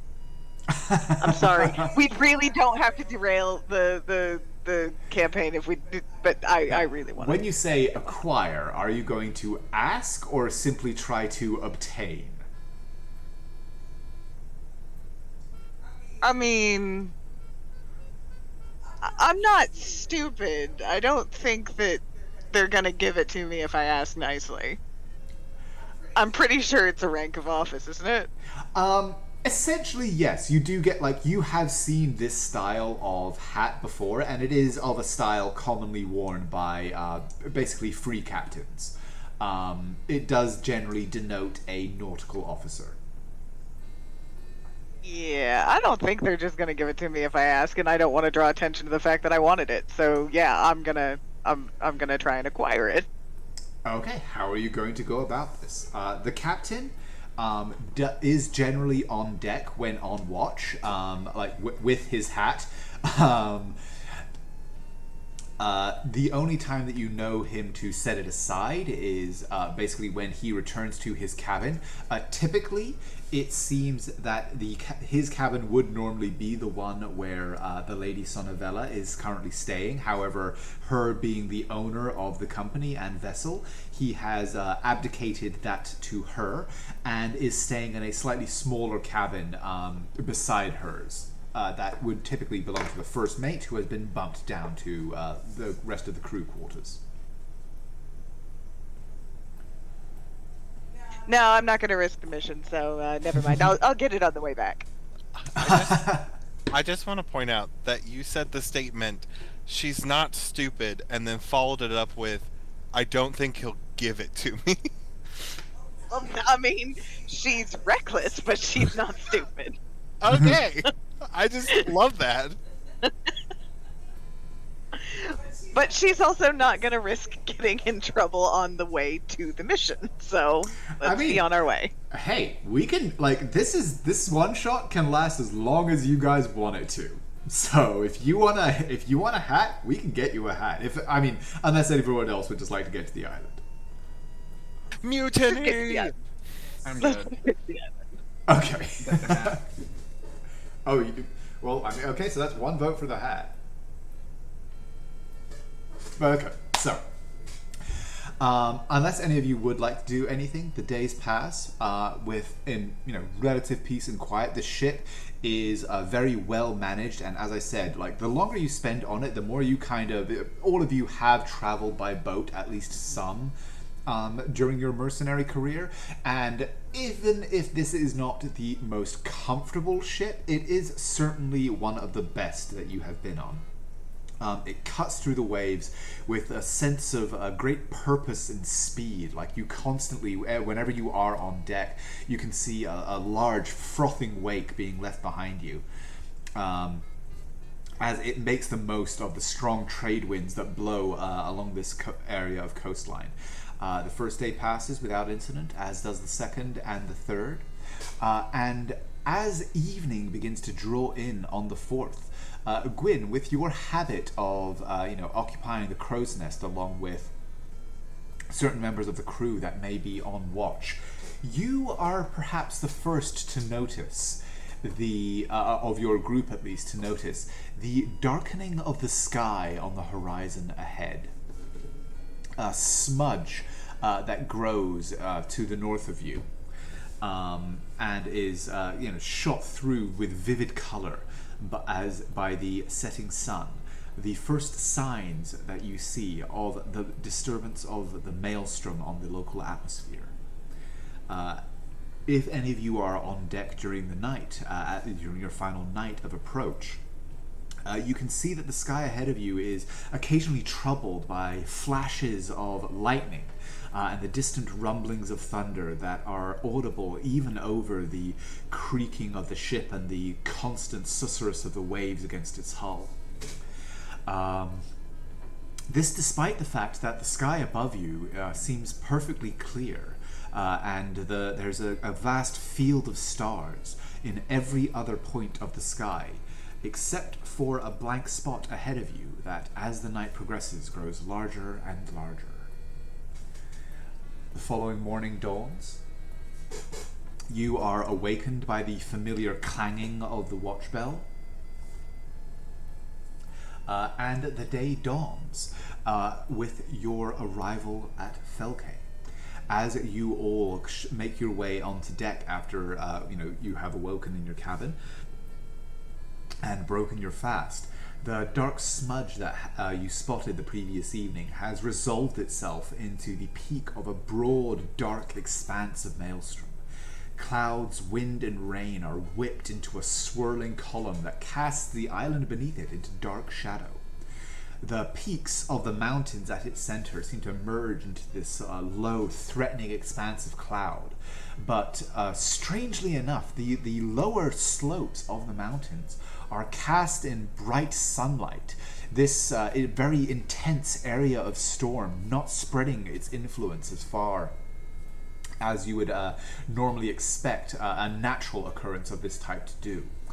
But in this morning light, as you approach, you can see brief dashes of bright white sand dunes and the slate grey of wave-dashed cliffs skirting the island, while within the dark green curtains of forest and jungle sweep upward toward the mountains. Mangroves and mangrove trees, palms with their great leaves dipping and swirling in the wind from the maelstrom.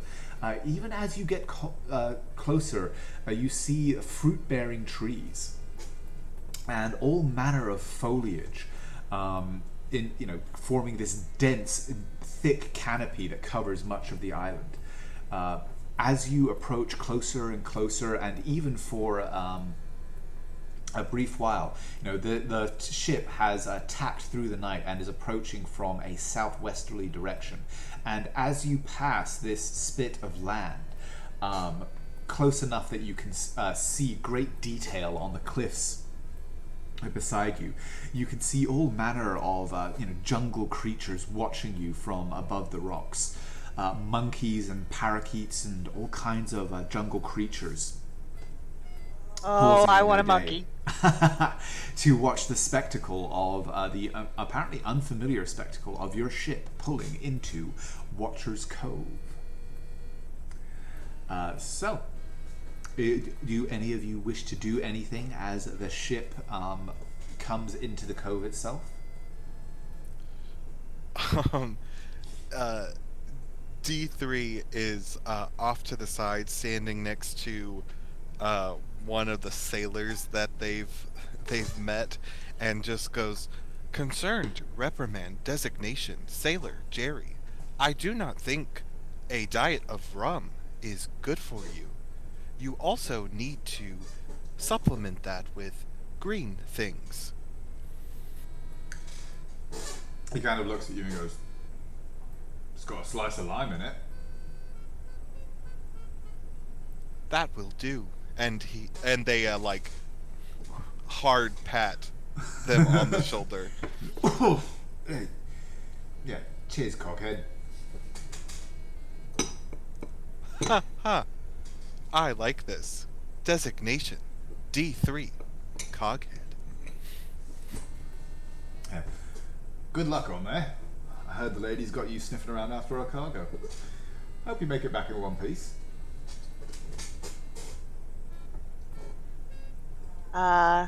Do you know something we don't? He kind of looks down at the rum, looks around at the ship and goes, "Probably know a lot you don't." Inquiry. Would friend designation Sailor Jerry please inform us?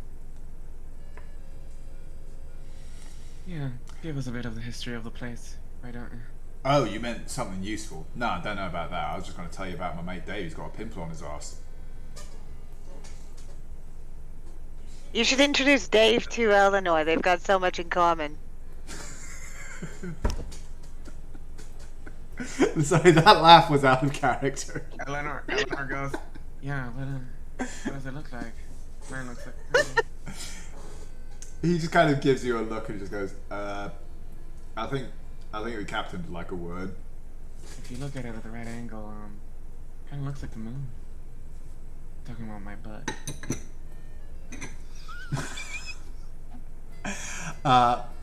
And the captain walks up to you, Oxy, and says, we'll be dropping anchor in about 30 minutes. Her ladyship would like to speak to you before you leave. We'll be providing the jolly boat for your trip to shore. Is there anything that you need before then?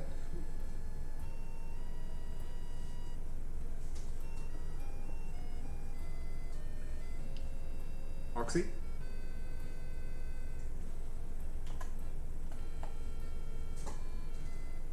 Eleanor looks at the captain. Ollie, and says, accent free. sometimes the muscles are too big. They drain the blood from his brain. Takes him a little bit to start up. He just went yeah. muted and deafened. I think he's having Yeah, Okay. I know. I'm just fucking with him. So, time out. We'll give him 5 minutes. Actually, if anybody wants to take a bio break or refresh their drink or anything, we have been playing for about 3 hours now. So, let's take the opportunity. Yeah, let's pause. It only feels like 30 minutes. Wait, we've only My- been playing my- for 30 minutes? No, we've been going for 3 hours. Or, well, probably, Damn. given all the connection issues we had, Like probably 2.5. about 2.5, yeah. But my stomach hurts so much from laughing at all of your crap, Nick. Oh my god, I'm dying. Go for it. Okay, so we're back. And you have been summoned into the presence of the lady Sonavella in her cabin with the male companion that she is apparently traveling with.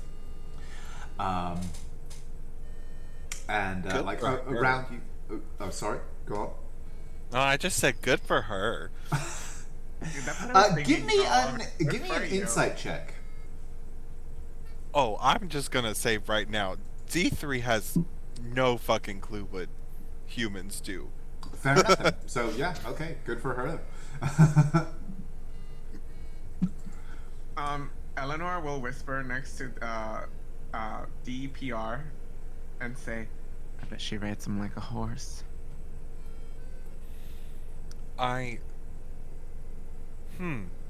Considering, I do not think his anatomy matches that of a horse. It doesn't need to.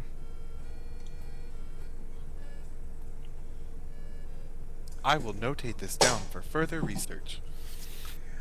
This male companion, by the way, is actually appears to be somewhat older than her. He's a fairly kind of a skinny, fairly bookish professor-looking type. By habit, like every time you've seen him, he seems to be wearing essentially like a scholar's robes, and he is usually when you see him clutching some kind of book, either reading it or just sort of having it on his person as he moves around. And he is sitting like when you enter her cabin, he is sitting on the sitting at the table beside her with a book in front of him and a number of other documents on the table around him, and appears to be engrossed in them as she looks up herself. Scattered on the table in front of her, you see what look to be a great number of like business documents. There are like accounting ledgers and the like, all scattered in front of her. And as you enter, she just goes, good. We have arrived then. I trust you are ready to embark or disembark.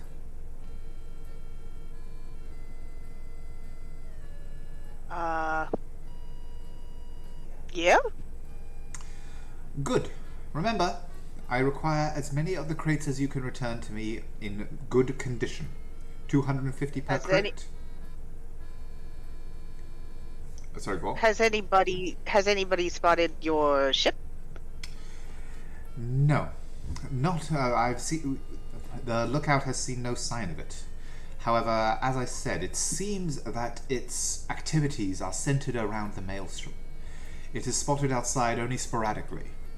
So I hope, at least, that if it is anywhere, you will find it off the coast on the northern side. This ship unfortunately cannot approach, so you will have to travel overland. I understand that there is a place where you can safely beach a boat just to the north of us, in this little cove. Question. Since it is spotted outside the maelstrom occasionally, there is a chance that you will see it before us, yes? I suppose. And if you do, your plan is to take this incredibly fast ship and intervene with that ship, is that right? Goodness me, no. No? Whatever has caused the poor Veneer to miss its dock and assume such a strange attitude has apparently given it immunity to the ship-wrecking tides, winds, and currents that comprise the maelstrom. In addition, it has apparently overcome all crew who were aboard and loyal to me and would have ensured that it made its scheduled port. That is why I brought you. Thugs. Muscle. Whatever is aboard that ship, whatever has prevented it from fulfilling the purpose to which I assigned it, is for you to deal with. Okay, then never mind. I don't have any follow-up questions. Anybody else? D3 raises their hand. Anybody else? Anybody at all? I believe the automaton... Don't do it! Don't do it! Yeah, he has a Oh, question. You should let him go.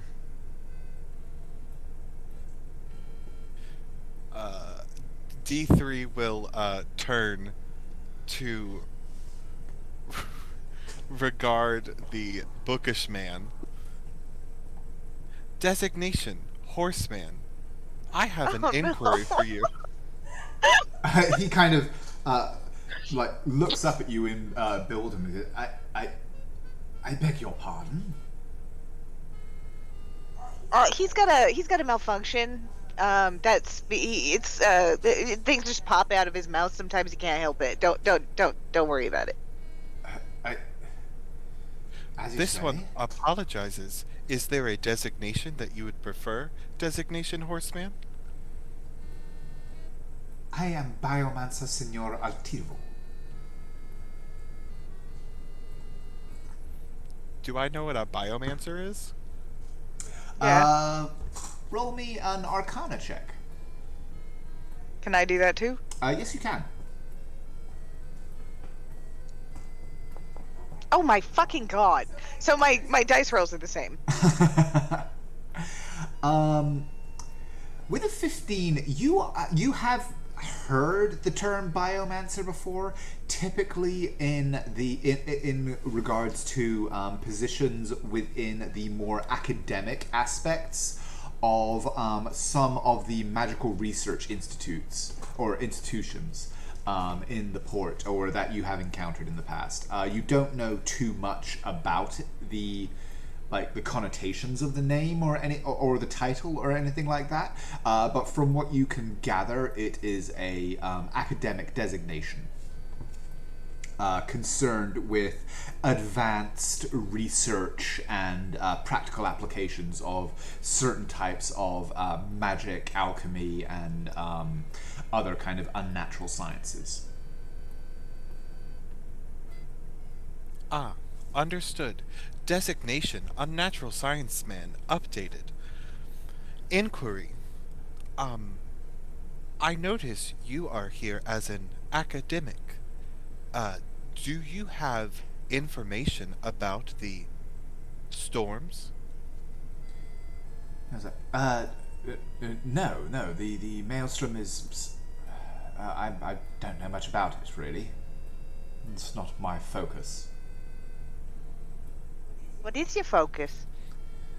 It's like, well, I'm conducting research into various practical applications of extraordinary entities, shall we say. It's well, I'm afraid it's quite confidential. Inquiry. Why? And the lady kind of somewhat acerbically interrupts and goes, because that is what I pay him for. D3 turns to regard her. Inquiry. Why? None of your business.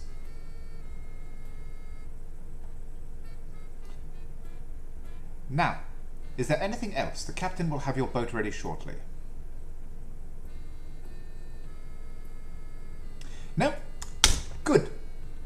We will remain anchored here for 4 days. If you require more time, do find a way to let us know. Okie dokie. Please don't leave without us. Well then, please return before 4 days have elapsed. a little birdie might come and let you know if we need more time. As I'll just smile at her. Yes, yes, I've heard that you have, well, that your type have all sorts of strange ways of getting information across. Oh, whatever it is that you decide to do, I shall ensure that the crew are on alert and ready to receive it. I hope to see you shortly with my cargo. Of course, with your cargo. And then go make my way over and hop onto the boat. Okay, yeah. As D3, well, as everybody departs, D3 will turn back to the lady and hold out a little platter that he's been holding that has little bits of raw tuna and stuff. And he will say, pleading statement. Will designation Lady... He says her name. Sonavella. Will designation Lady Samavella, desperate woman, please give this peace offering to designation furry friend. Aw! She just goes, oh, for divinate, how charming. Well, it's good to see that at least one of you has some manners. And she will accept it from you, and you do actually now see that in kind of a carpet bag beside her, there is the small form of this kitten, and she will start to feed it little some of the pieces, some of the cuts. And they'll just say, agreement. Designation furry divinate has the most manners of everyone in this room. And he will leave. Okay. You emerge from the... oh, 1 second. My computer's just going...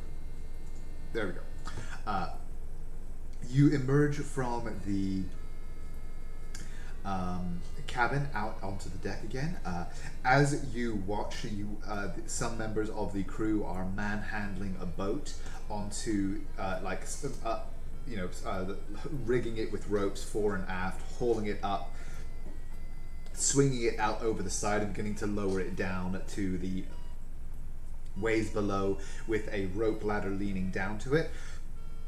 The captain is standing beside it there with, and as you emerge, he looks over to you and gestures to the boat and goes, it's at your disposal. The beach ahead looks good for a landing, but, well, can't speak for more than that.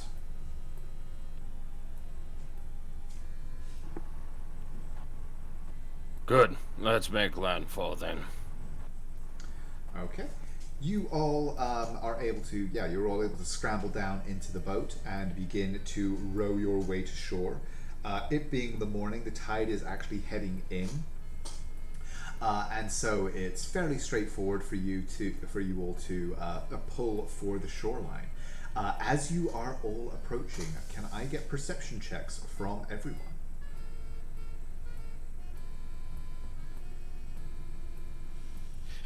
May I make a... Sorry, it cut out. A what? Perception checks from everyone. I rolled a 3, and so I got a 12. May I make a perception check with disadvantage?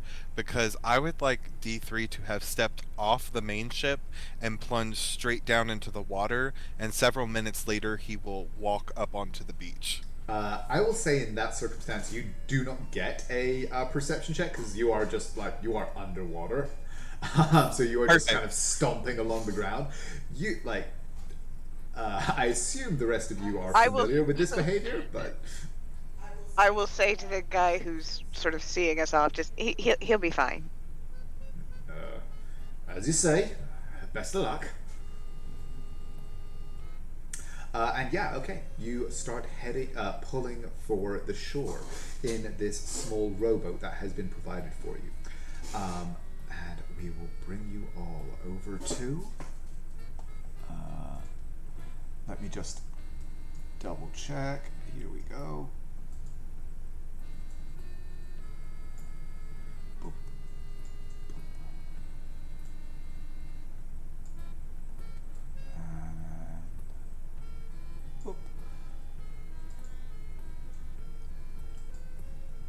dang it. Where is the lighting in the scene is screwed up, so 2 seconds.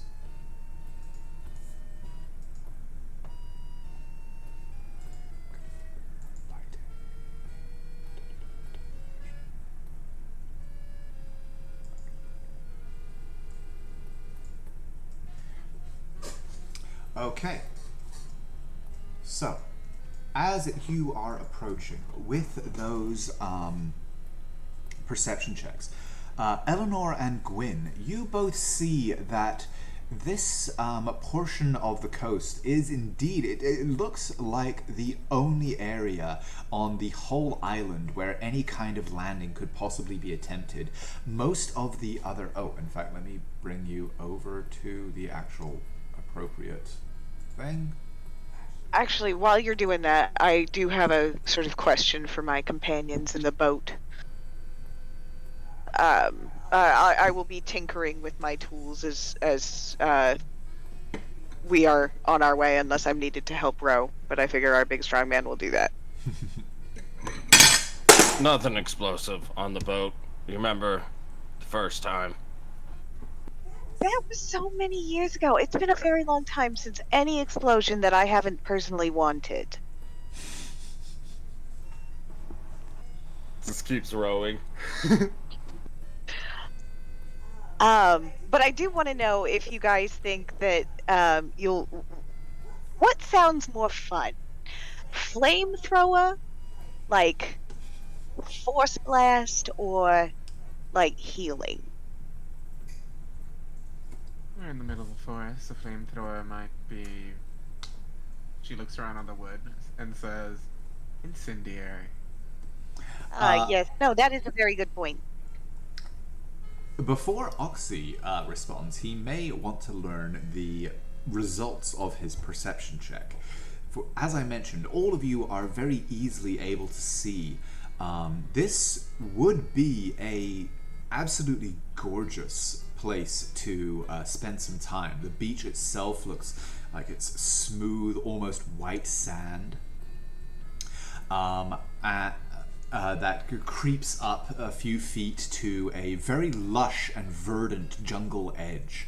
That from this, as you pull closer, you can very easily see is teeming with life. The birds, flocking through the canopy, while flowers and fruits of almost every color are in evidence.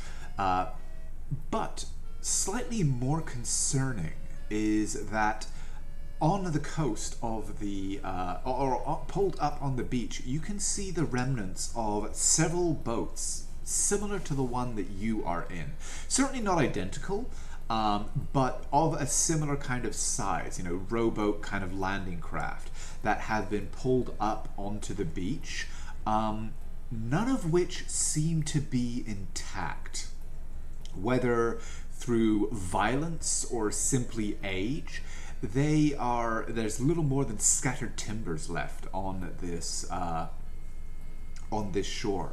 And Oxy, you in particular, with that 18, are able to see just beyond the edge of the shadowed jungle canopy the imposing forms of stone statues staring out over the water, unmoving but ominous in their presence, seeming strangely out of place in this lush natural environment.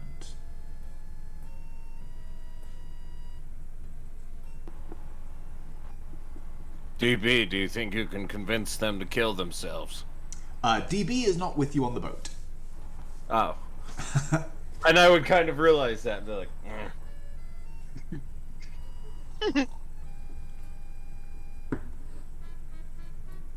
However, you are able to pull the boat up onto the shore. Stop me if this is not what you want to do.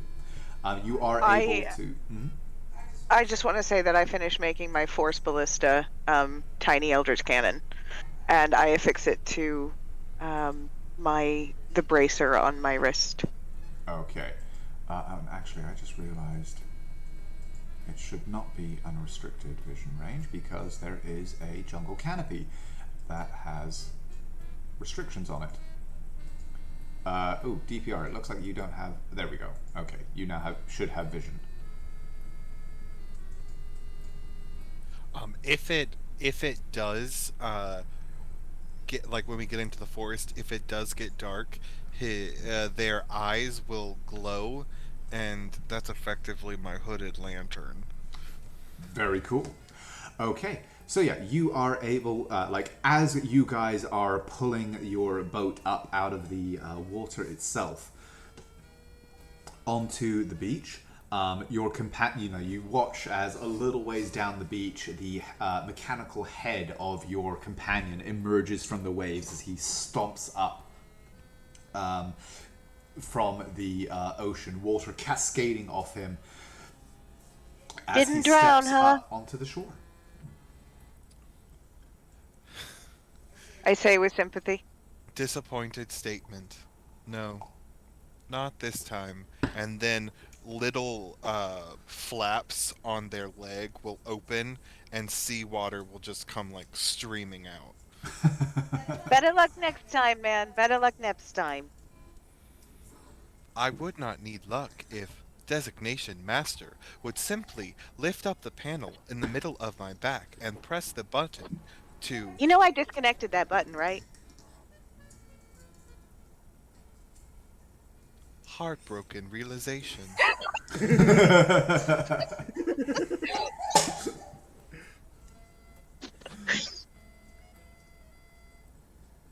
My existence is a lie. Eleanor will take off her cloak and pull up her long hair into a giant bun and tie it with the ribbon and say, "Ah, what a nice vacation. Cheer up, bud." And she'll tap you on the back and cast guidance.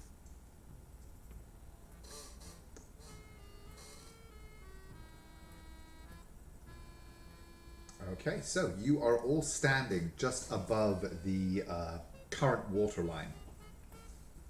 It is fairly close to high tide at this point, so you imagine that your boat will be relatively safe with where you currently have it. Oxy, you have seen the two closest statues are just beyond the tree line where you are. But you did spot like many more scattered all along this portion of coastline. I'm kind of curious about these broken and busted looking longboats. Unless anybody else has any ideas, I'm gonna go just take a look. Okay. Roll me an investigation check. I'll go help her so she gets advantage. Okie doke.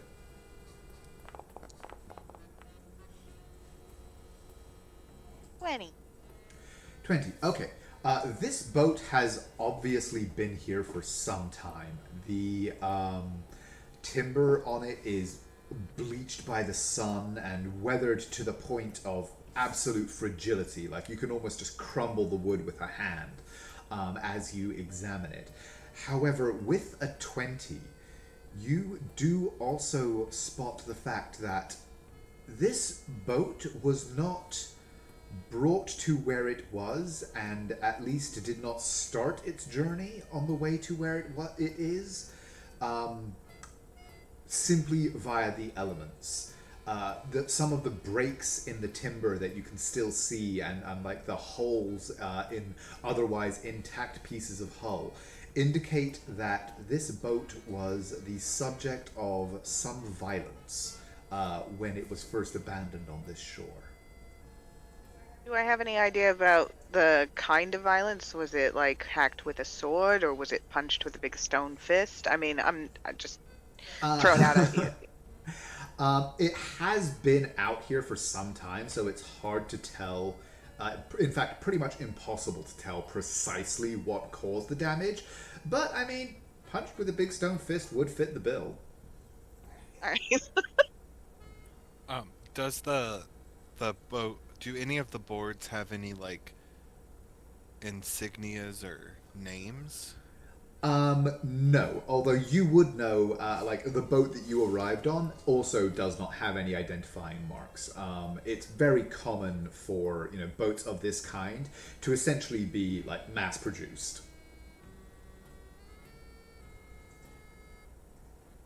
And There is on the side of yours, like it is painted the name of its mothership, the Gran Sogmare, but any paint that would have once adorned the side of this boat would have long since been bleached by sun and weather. I'm gonna cross to the other one and give it a thorough search as well. While I do so, by the way, I'm just gonna get out my dagger and I'm gonna sort of just play with it, essentially. Okay. Go ahead and roll me an investigation check on the other boat.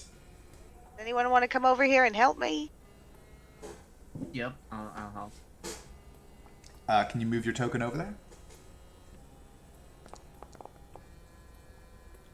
Ooh.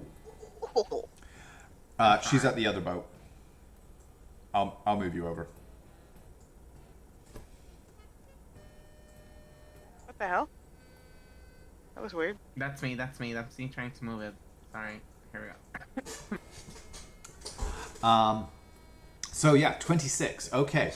So this boat has been here for less time. Probably like less than you'd estimate maybe 5 or 6 years, judging by the state that it's in. Once again, this boat has very clearly been the subject of violence.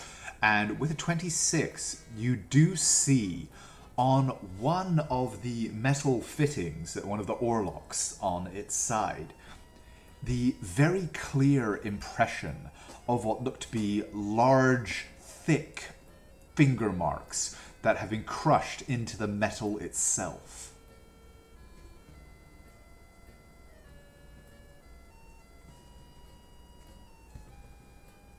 And I'm gonna stand up and I'm gonna look at this stone thing. Okay. What now that we're sort of close enough to it? What do I see? Go ahead and give me a perception check, just to get so I can figure out the level of detail that you're looking at here. Okay. These are, and from your examination of the other one while you were over there, these are largely identical, massive stone statues. Humanoid, but not of any identifiable or readily identifiable race. The features are somewhat shapeless, and in fact, the whole statue seems quite weather-beaten and worn by who knows how long, centuries perhaps, of the wind, sun, rain, and the elements. That have worn down what may at one point have been some very beautiful and precise statuary. However, what you do see is very clear bands around each wrist and the forehead of each figure. Are these thick silver bands inlaid with dark symbols that are clearly arcane in nature. Those bands and the symbols upon them do not appear to have been in any way subject to the same degradation as the stone around them or the boats upon this beach. The statues, however, stare unmoving out toward the sea. Do I know anything about those bands? With a 15, nothing precise, because you are still looking at them from about 20, 30 feet away. So you can't tell anything too precise from this distance. You are familiar with such bands as quite often being used as ways of inscribing enchantments onto various objects. And one final question on the either of these boats. Did I see any indication of like dried blood or that anyone was hurt? You don't see any concrete indications of that, but with your investigation check, you would also know that anything organic would almost certainly have been picked at by scavengers. You know, there's dozens of seabirds, crabs, whatever kind of jungle animals and scavengers, rodents may inhabit this isle. That would have certainly taken care of any organic remnants. Is there any evidence of like parts of the boat being picked at in that way? With a 20... hard to tell. It's been out here for a while. Okie doke. I mean, you certainly do see evidence that of something that could be that. Like, you know, the boats themselves certainly are not in any kind of condition that would preclude that, I will say. And then I will come and sort of explain what I have learned. Best guess? I think that these statues probably get a bit uppity every now and again. I don't know what triggers it, though. Could be some sort of magical trap. Or they could be like him. Maybe they're That's just true. in a bad mood. Avoid them. Curious. D3 will step. As soon as you step to here, and as soon as your foot steps basically from the beach into the shadow of the canopy itself, the statue ahead of you, its eyes, which previously had been this dull grey stone, suddenly coalesce with dark energy that sizzles along the band, along its forehead and wrists. And I will need everybody to begin rolling initiative. Oops. Yay! Come on. But I you have a will be plus very six pleased to initiative. hear that my DM rolls are on point. How do you roll initiative through the boundary thing? Where in the upper right-hand corner it says initiative. If you click on the word initiative, you get the... Or was that Double to me as click the or negative? DM? Oh, I think I... no. Okay, I think I rolled it, right? Yeah, I can see you got a 14. So you, D3, evidently ready for these kinds of shenanigans, given they had just been on the tip of your mechanical voice unit. You step forward, see this thing animate in front of you, and are immediately able to respond. What do you do, sir? It's being aggressive, right? It has not yet moved, but like its hands have clenched into fists and like it is raising its arms. As I said, like this dark energy has coalesced into its eyes, and they are fixed on you. Oh, damn it. Can I very quickly do my magical tinkering to say that I've given us battle music? That's perfect.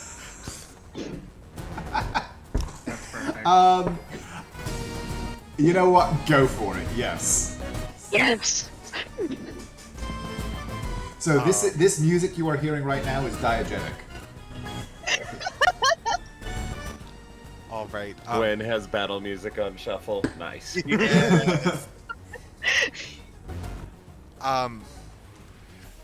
D3 is going to stand their ground and say, "Designation, cousin, please Oh, tell us. Can we help you?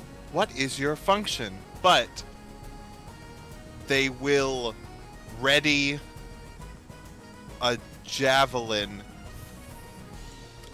Their right arm will come up a little, and the hand will flip all the way backwards at the wrist, and inside the wrist a metal rod will kind of poke out a little further, and I will hold a javelin attack if it starts aggressively moving towards us.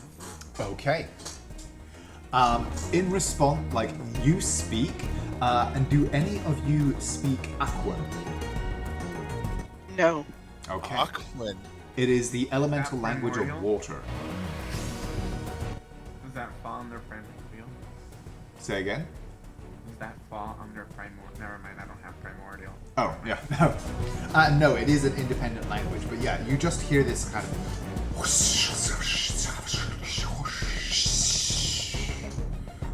emanating from this unmoving mouth in its impassive stone face.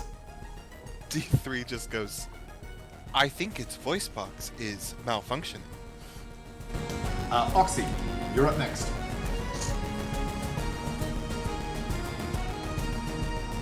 I think.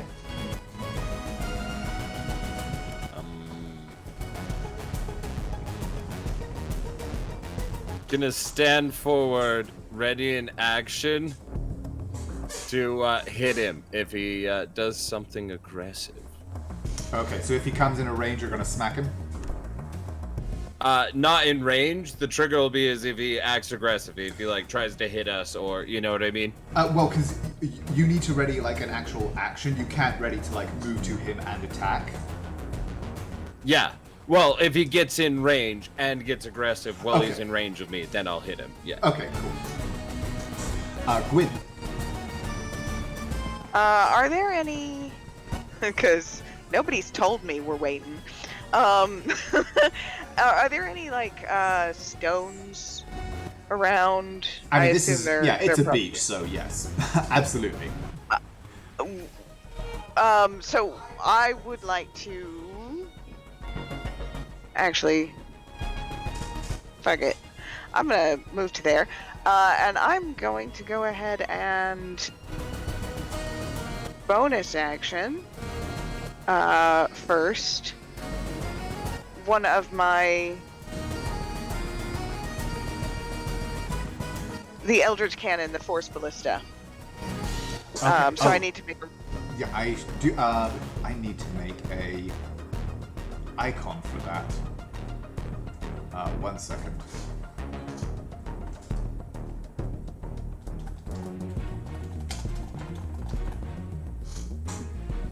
Designation Master. This is some bangin' tunes. I know, right? It's a bob. It is a bop, though. Sorry, 1 second. I'm trying to find something that'll be appropriate.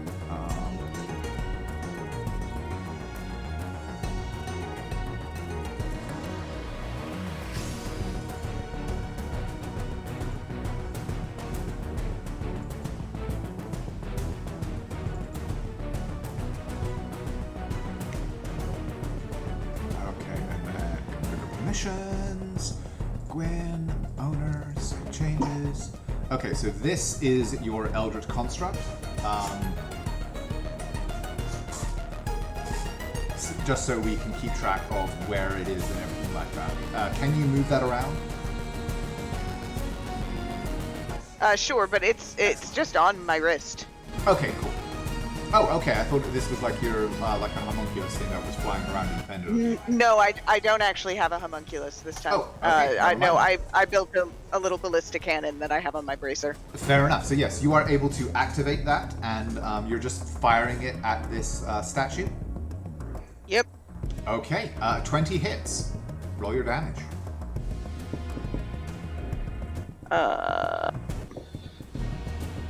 See, now I don't know how to do that.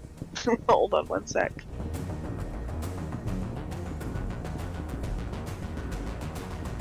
You know what? I'm just gonna do this now. It's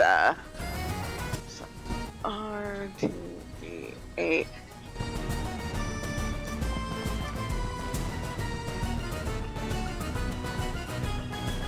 7 plus. I don't know that there is a plus. I'm so sorry. I don't know this Just very take, well yet. take your time. We're all learning new characters here.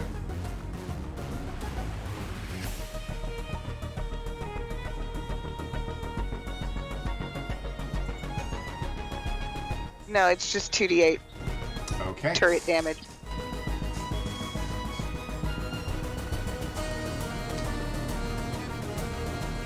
Okay, yeah. So you fire off this bolt of eldritch energy, which smashes into it, and you do definitely see it like impact and like a small crack, and the energy kind of discharge into the stone, and some dust and chips fly away. But it is certainly certainly does not seem overly damaged by it. Anything else you want to do on your turn?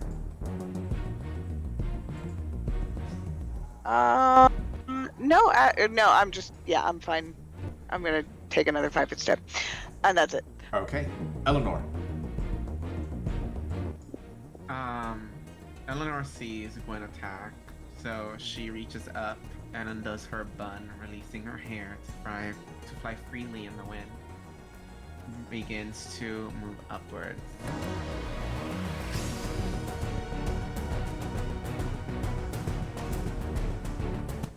And as she passes, she looks at Oxy and goes, "Come on, old man. What's the matter? Age got the better of you." And she is going to cast Booming Blade with her attack. Okay, roll your attack.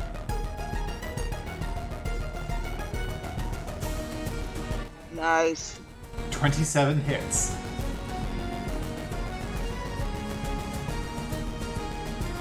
That roll, no damage from the flame tongue. It deals an extra 2d6 damage, but it didn't do it. Well, and here's the damage for Booming Blade.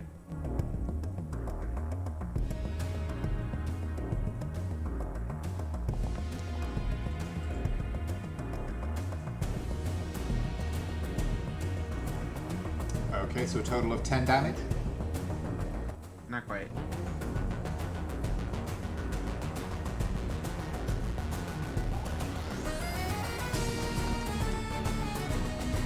Is it 2d8 or 2d6? Hold up.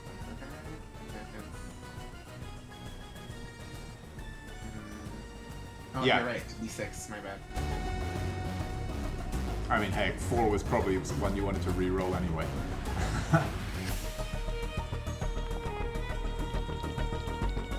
There you go. That was better. Oops. Ignore that. Ignore that. Okay, so that is And that's 7, my turn. 9, and 8. 17 points of damage total.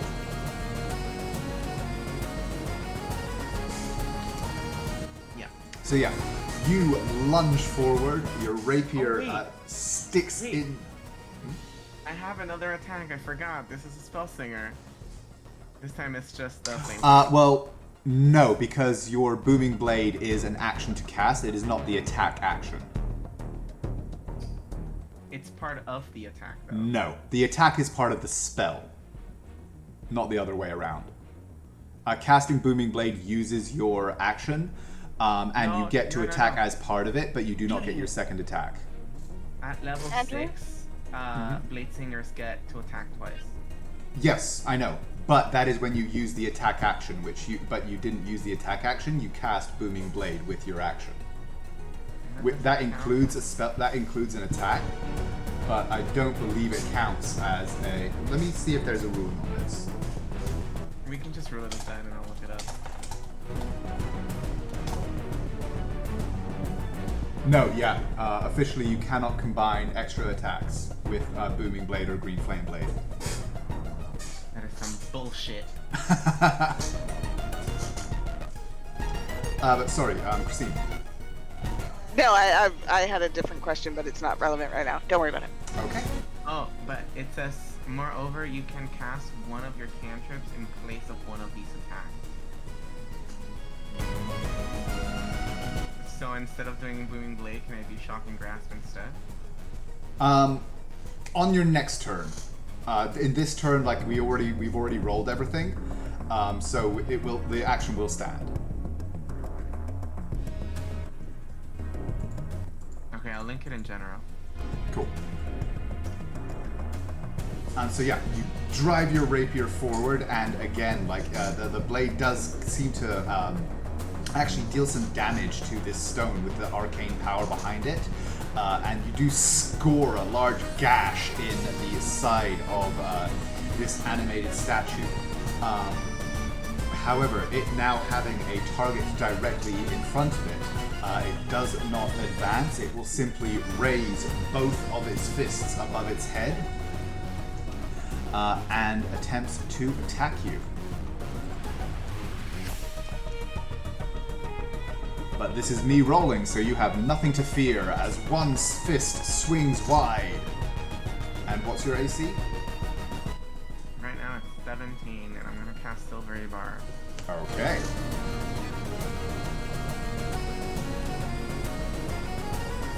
So yeah, this second fist is swirling in toward you, looking to make an impact. You cast your spell. And unfortunately, the magic seems to slide off this imposing stone fist as it swings in and strikes you. But I still got advantage. Yes, you do. Wait, what the heck? It is... So the damage rolls for this is all jacked up, so I will have to roll it manually.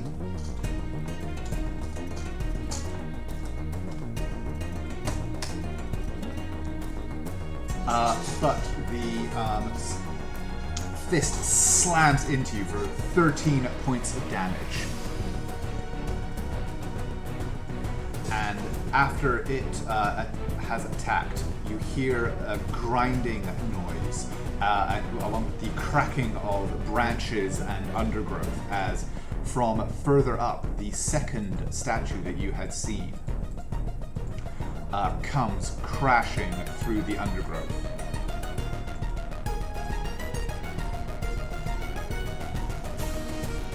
Toward you.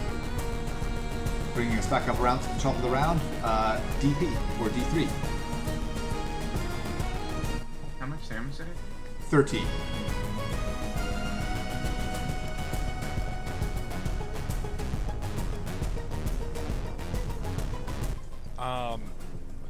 So I heard the other one coming from this direction. Oh yes, it is not a subtle advance.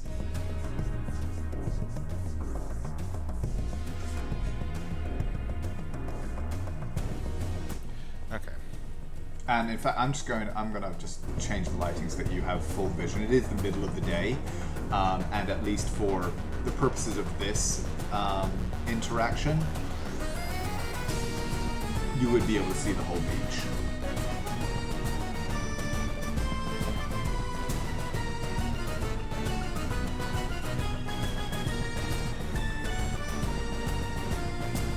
Okay. So, hearing the second one coming up and seeing that my grumpy companion has occupied the first one, D3 will start stomping over towards his designation, Master.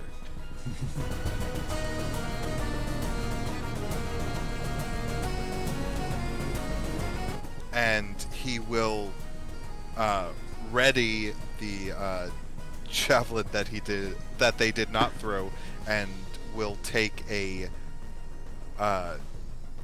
javelin attack at this one here. Okay, roll your attack, sir.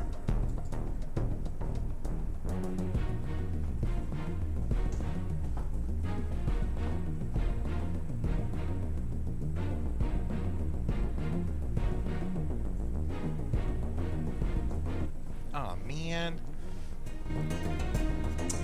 12 unfortunately will not hit. You launch your javelin and it just, like, you obviously are able to make impact. It is this giant, imposing form.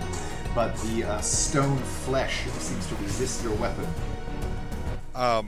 The inside the mechanism of their wrist, it turns, and the next javelin gets ready, and I will use my extra attack to do it again. Roll again, sir.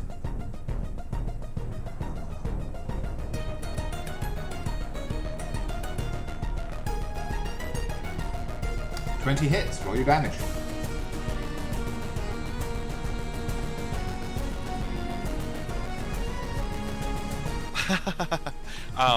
One, but I am going to expend a superiority die to make this a goading attack. Okay, so it needs to do a wisdom save, or it has disadvantage on any attack on attacks to anyone but you, right? Yes, and I need to roll. Yeah, roll your the additional damage, and he will roll, or it will roll its wisdom save.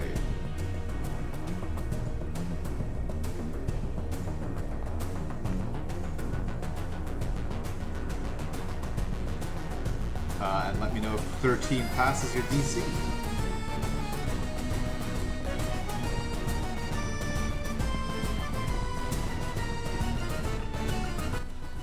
It. Oh my God. Eee. It does not, because it is a DC 16. Okay, cool. Yeah, so your sword, the second javelin strikes in, not with as much force as you've ever been able to put into one of these attacks, but you do see the force with which you launched it, kind of its eyes seem to focus on you in response to the attack, and it strides forward with purpose. Next up, Oxy. Seeing this, I'm going to turn towards the huge stone monster. And just say, "Ooh, brother, it looks like you done fucked up. I'm gonna snap You into you shoulda- like a Slim Jim. Stepped off of this beach and let us pass, but now I've gone and got angry." And I'm going to turn and rush, making my way, and then getting flanking. Okay, and I assume that was a bonus action rage? Yes. Okay. And then I'm going to attack you. Advantage. Oh yeah, of course you don't need reckless attack. 24 absolutely hits. It's Ouch. Man. oh, I need to roll another one. Crit fishing.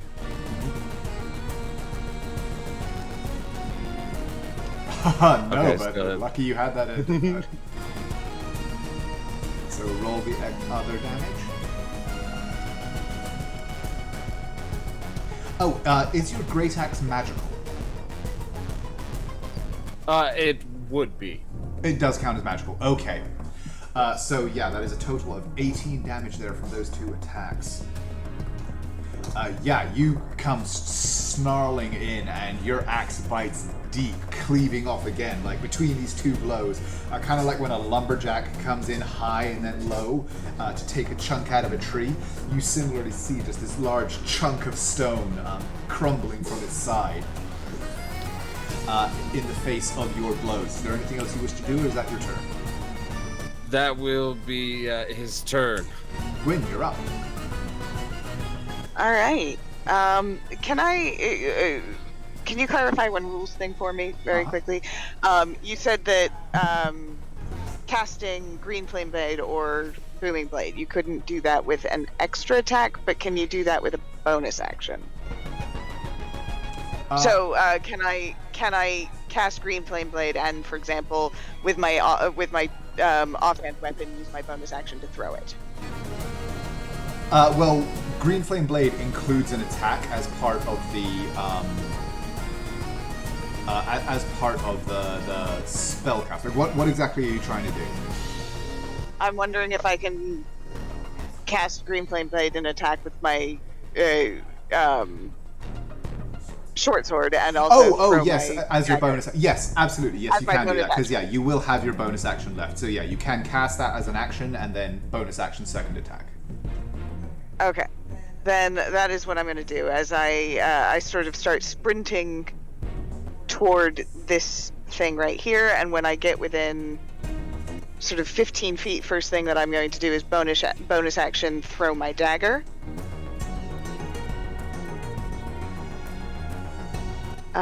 Specifically Thrill Seeker, my instant return. It is a magical weapon. Okay, roll your attack. 22. 22 hits.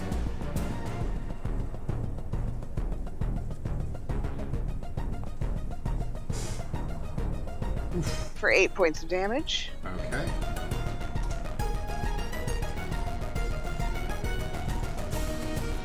And then I am going to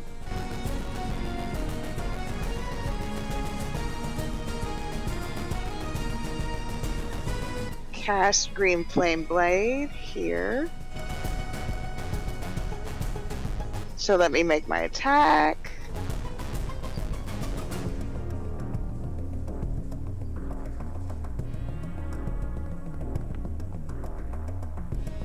Hits.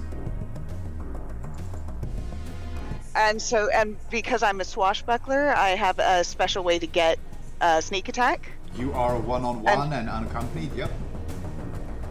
Perfect. So that is plus, and I think I do 3d6. I'm so sorry, I'm still learning. Let me just double check that.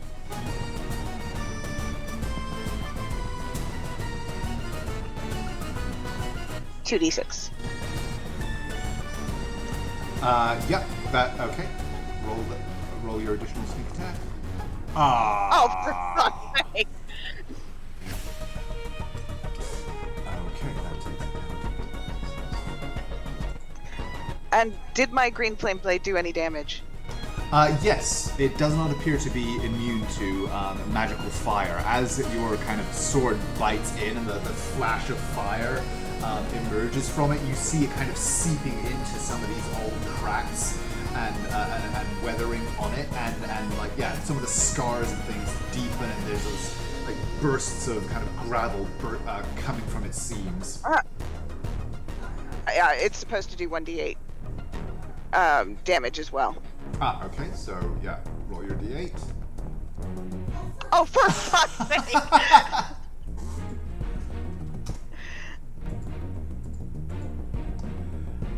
Okay. After Gwyn, Eleanor. Okay, so I am going to use my my turn to attack it. And I have advantage From flanking, yes you do.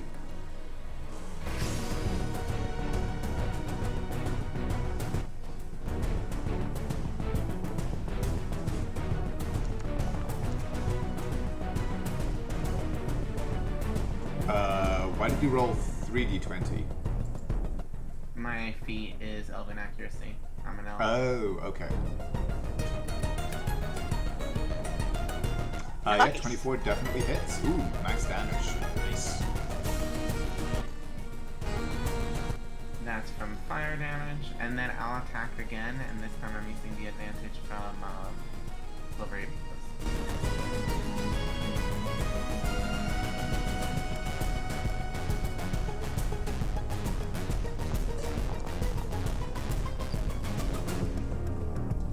27 hits.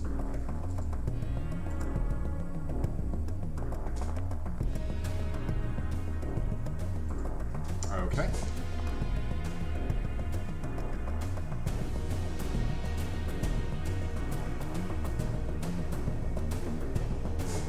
For a total of 21. Okay. It is still on its feet, but at this point, it has, like, between you and Oxy, you have definitely dealt a great deal of damage to it. Is that your turn? Yeah, that's my turn. Okay. So as you withdraw your blade, you see the bands around its wrist and forehead flash again with arcane energy, and it pauses for a moment and then seems to kind of bear down into the ground, and this arcane pulse emanates out from it.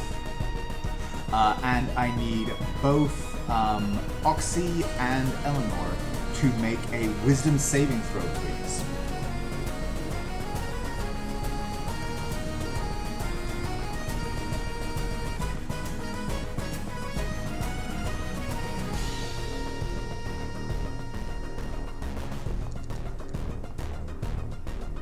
Nice. Oh, okay.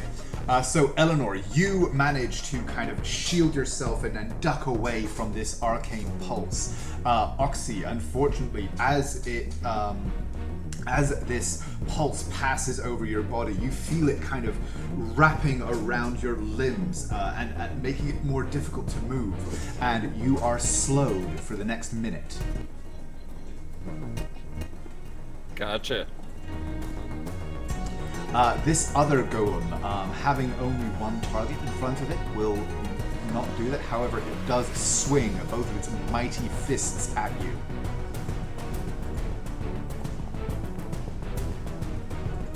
Uh, 24. Yep.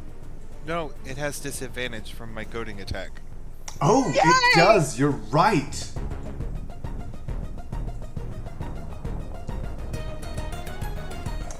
Yay! And 12 misses. It is, however, committed to the attack, so it will try its luck again.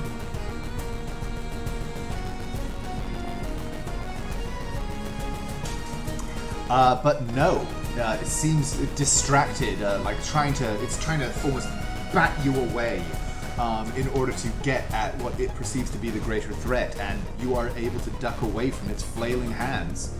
We come back around to the top of the round, D3. DP, I promise to kill you later. Circuits start going off in DP's head, and he jaunts forward and comes up behind Gwyn and will use another superiority die to do bait and switch places with Gwyn, and then I'm going to give her the AC boost. Okay. So if you could maneuver yourself, or actually, I'll just move you guys.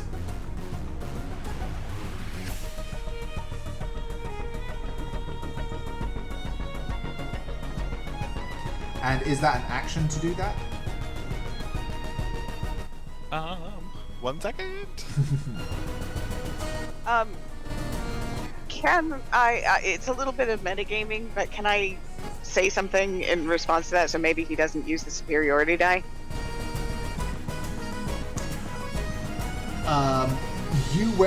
You were engaged in combat, so you weren't really aware of him coming up behind you until he sort of placed his hand on you and began this maneuver. So Yeah, no, it was more something that he might know about me since we have traveled together a lot, but it's fine if no. I mean, what is it that you're trying? What is the point that you wanted to make for it? I don't. Once I make a melee attack against somebody, I don't take opportunity attacks against from them. Ah, fair enough. Okay, so yeah, so DP, you do know that she has the capability to, duck in and out of combat. The fairly, fair amount of grace. She's not typically restricted in her battlefield movement. Do you still want to use this maneuver? Yes, because what she would know is that he did not do this to move you out of combat like opportunity attack. He did it to boost your AC. Okay, that's fine. I just wanted to put that out there in So case that's what you roll your superiority die.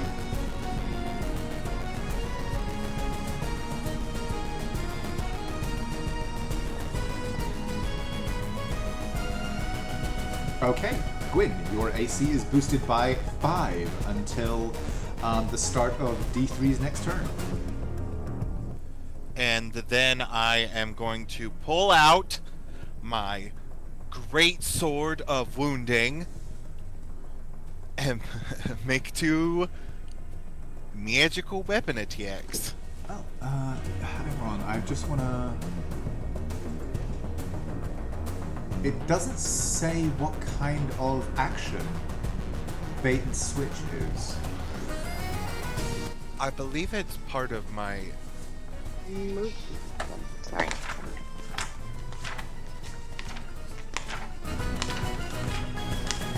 Sorry, 1 second. I've got the player's handbook there, but I'm just gonna. Here we go. Maneuvers. Combat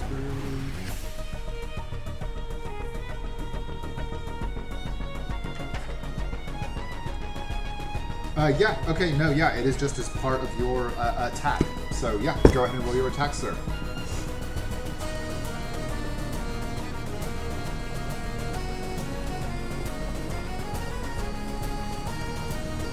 19 hits.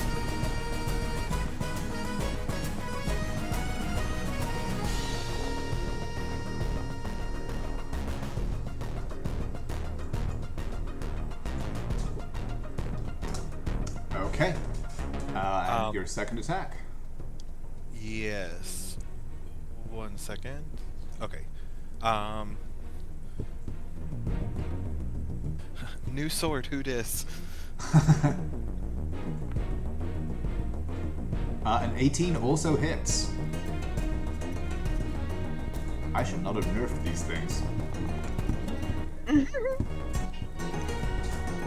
You could have nerfed them. And on the first attack, I will choose to wound it.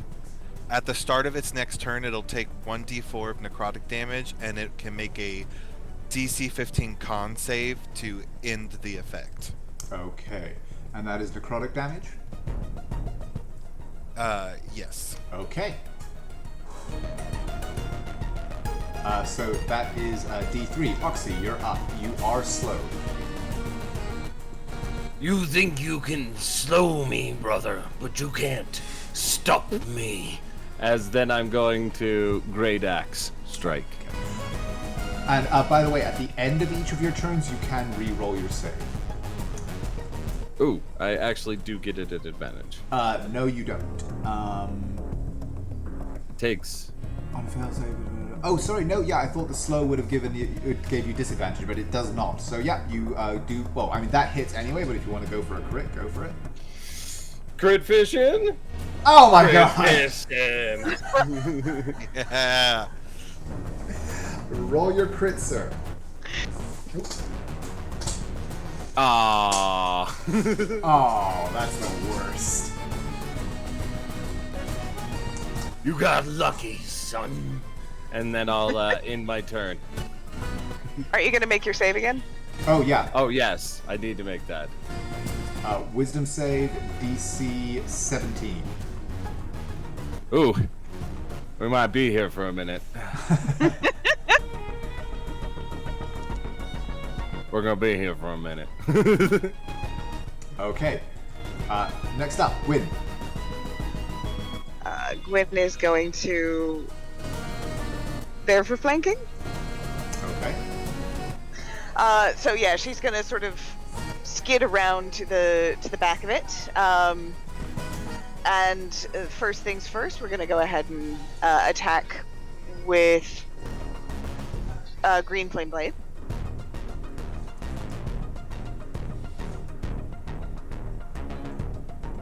So boom. Which, by the way, the flavor of it is that her blade actually has a sort of canister on it, and I mean, you guys have seen How to Train Your Dragon, right? Mm-hmm. Yeah. How he creates a flaming blade with a sort of gas coming down the blade and then igniting it. It's not magic, it's alchemy. Science. Yes.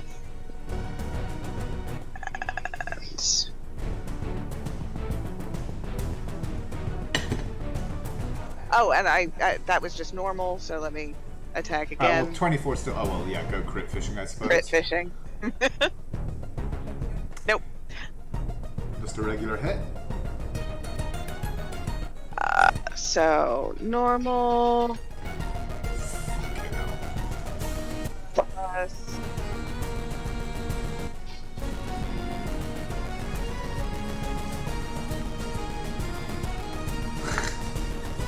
And is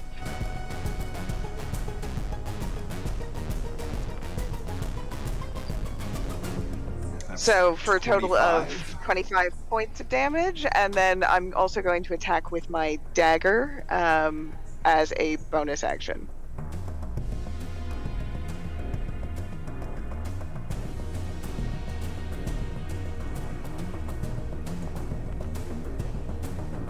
I crit! Go ahead and roll your 2d4. Another 9, okay. For another 9 points of damage. Yeah, so to do that, she just sort of jumps up and rakes her blades down its back.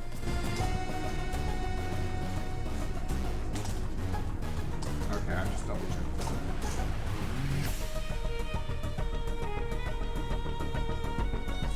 Okay. By the way, I have been double checking the rules while we've been fighting, and I'm gonna let everything that's happened up till now stand.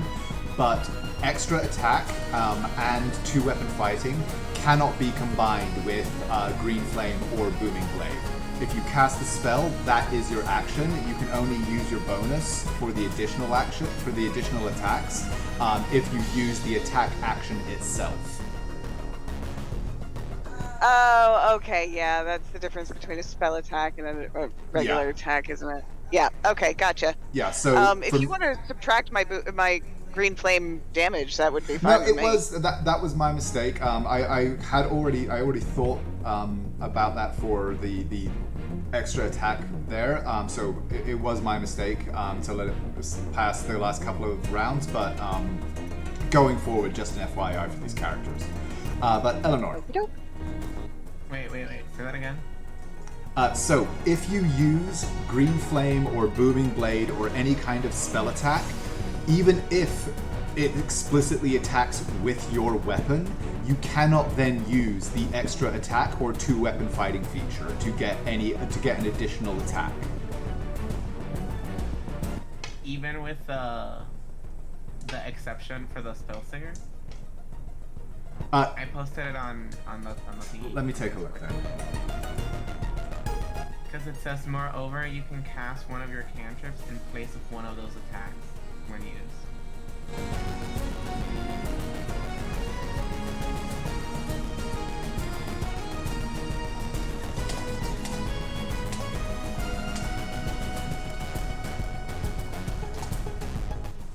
To not slow it down, I'm just gonna attack regularly, and then you can like roll on it later.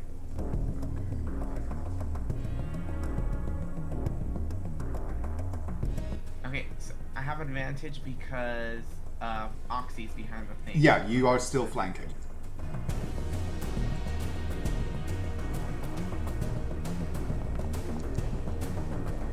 Ooh, natural. I mean crit. Yeah.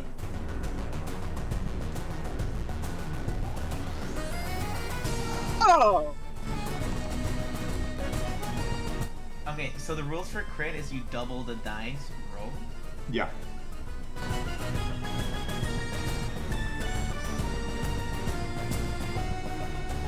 So that would be 15 damage total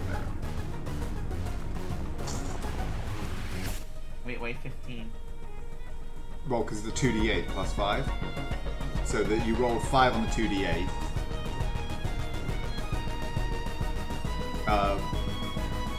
Right, so it would be 10 then.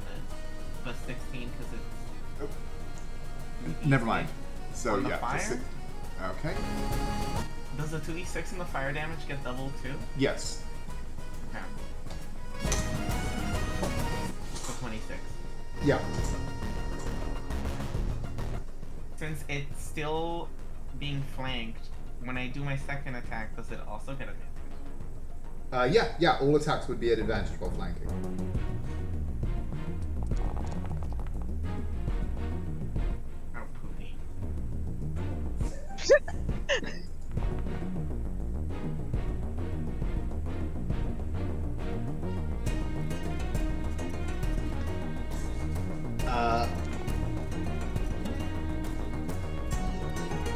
And that is enough to end it. So how do you kill it? So you see Eleanor bring out her flaming rapier. She'll do a Zoro-like slash on it, and then she turns, sings a song, and stumps her feet, and it bursts into flames. And that's when the fire damage is inflicted. And while she's dancing and singing, she's covered in her raven hair. It's magical.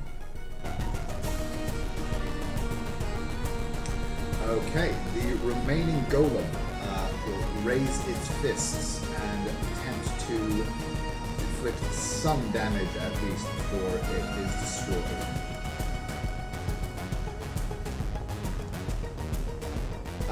DP, or D3, does a 27 hit, I imagine so. Yup. Oh, no, ignore that. It's not supposed to be 3d8. I don't know why it thinks that it is, because... Also move, as I forgot to. That's okay. Arg.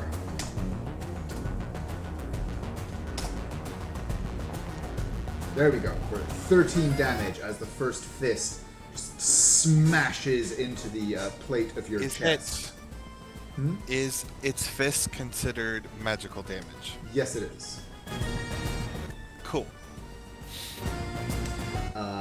What is the red stuff underneath it?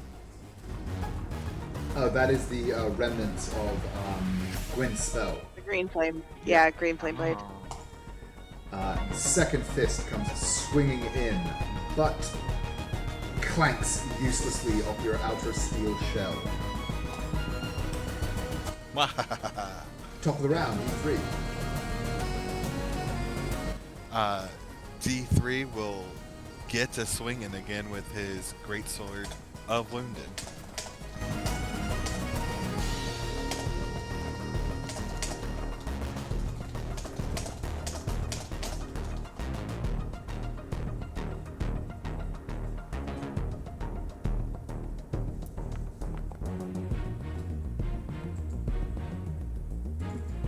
Okay. Is it still standing? It is still standing.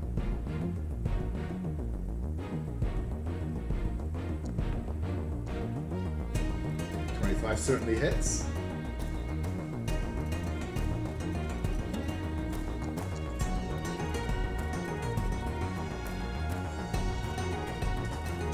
And so again, you are like, you've just carved these two massive chunks out of it, and like you bring your sword down, and one of the bands, one of these enchanted bands around one of its wrists cracks under the blow, and you see the glow in its eyes dim for a moment or flaring back. It is damaged, but it is still on its feet. Did it save on its turn? Against, yes, you're right. So that is a DC 15 Constitution saving throw.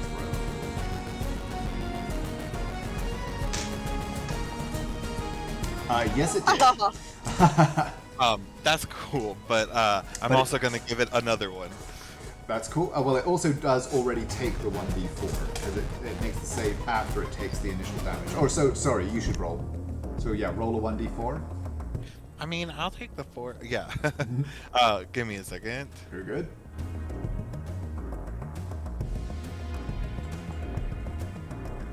There you go. There you go. It was meant to be. No, the reason I asked is because it stacks, and if it failed and I gave it another wound, it would take 2d4. Yeah. 2d4. Okay, but yeah, it is still on its feet. Oxy,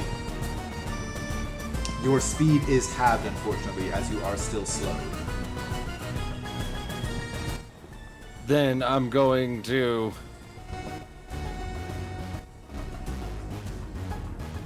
run 15 and throw an unmagical javelin. Okay. What is the range on a javelin? check. Because I think the short range is counted as 30 feet, so you would be making the attack at disadvantage. Let's do it.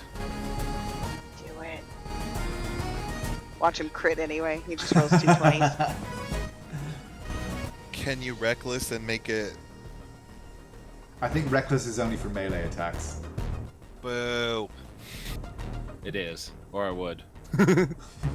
I don't know barbarians.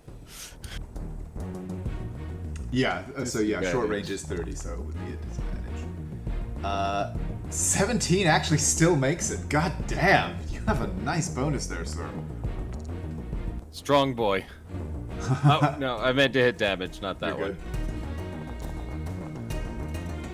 good. Hey! It had 9 hit. Oh, yes, you're right. It is non-magical. So, unfortunately, like, you see the javelin, like, strike into a crack in its chest where it seems to bite deep, but there is this flash of energy, and the javelin kind of shatters a little bit on impact, which seems to dissipate some of the damage. So it is still on its feet. Intern. Gwyn. All right. Well, having some experience climbing up my dear friend DP, I'm going to sort of plant my foot on the back of its leg and then hike myself up onto its shoulders and drive my short sword into its neck area, basically. Okay.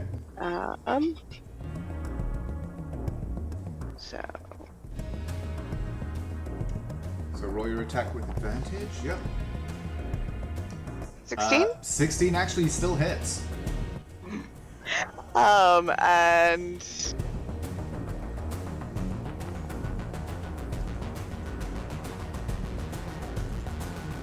And that is far more damage than it has health left. How yeah, do but you I'm bring still it gonna down? do my fake attack. Yeah, so as I said, I sort of spring up its back, raise my sword, and drive it into the sort of the joint where its neck would meet its shoulder, and then just wrench the head right off its shoulders. Yeah. I got a trophy. Yeah, as you do that, there's this arcane crack, an almost musical note ringing through the air as this, as you see for a moment as the head tumbles away, this like thread of magical energy still connecting it to the body before your sword shears through the last of that, and you see all of the magical energy kind of dissipate out into the air around it, as what was a moment ago animate becomes once more simple stone and crumbles to the ground in front of you. And you have overcome at least these Watchers of Watchers Cove. D3 falls to their knees and goes, "Anguished cry, you blew it up. Ah, damn you. God damn you all to the 9 hells."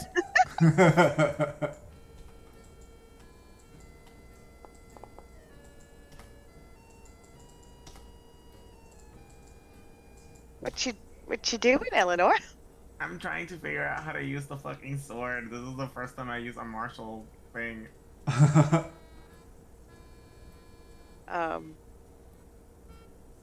Trying to see if there's another like succinct way of like rolling out the damage in one go, as opposed to having to like do the macro.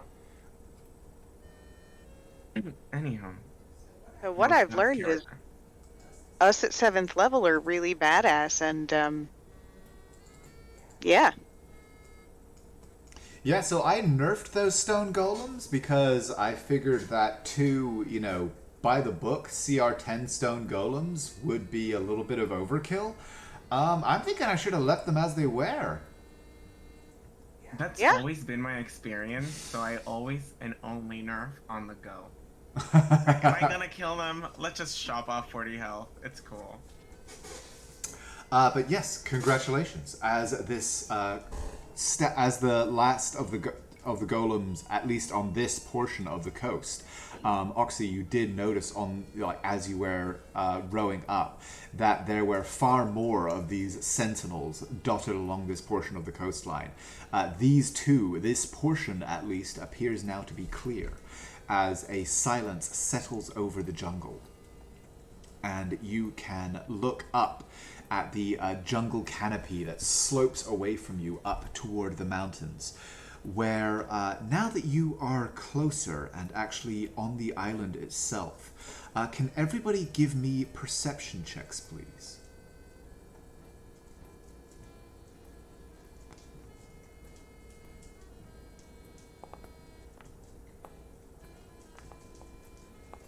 "26."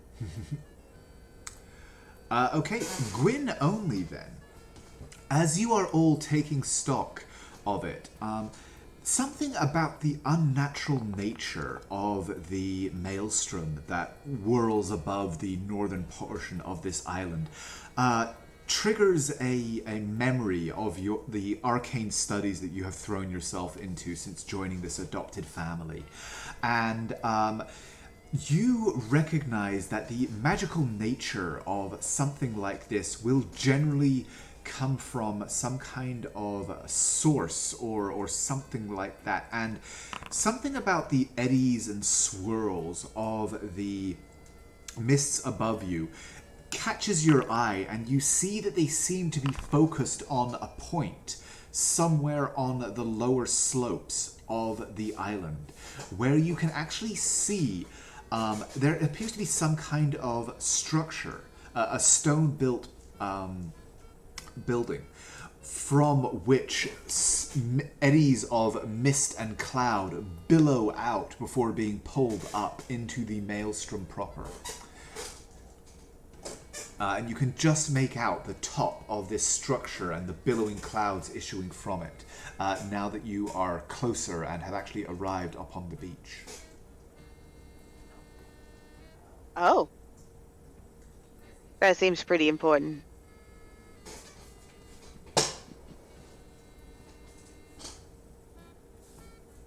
So I have a suggestion. I will look up at DP. Yes. You're pretty good with geography and maps and stuff, right? Delighted statement. Yes, Master. I'm glad you've finally taken notice. You're adorable. But just to make sure that we can find our way back, and so we don't get lost. How do you feel about maybe starting a map of this place, and then as we keep going, you can document some more, and then maybe when we get back, you could then sell those maps for money because nobody else has maps of this place.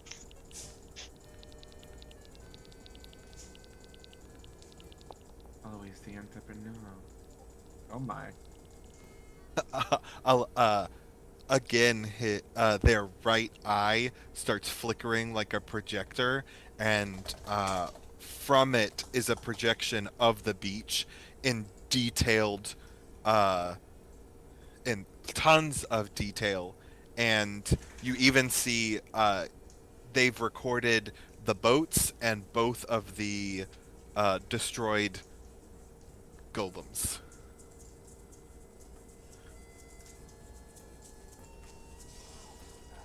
Gwen actually probably lost interest as you were doing that. I walked away to go see if Oxy was doing okay. You still moving a little bit like you're running through water, boss? Yeah, I don't like boats. That always make me feel a little bit off. Prefer being planted on the ground. The effect lasts for a minute unless you are able to shake it off with a successful save. But yeah, I mean, as you guys have been standing around taking stock, and DP has been processing his map of this area. At this point, you feel the magic kind of loosen off your limbs, and you're able to move freely once more.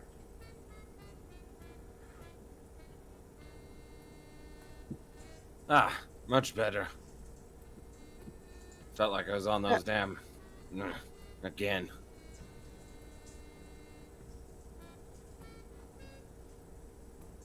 So I think that the weird freaky storm thing that's clearly not natural, I think I found the source. Well, I think I may know where the source is coming from.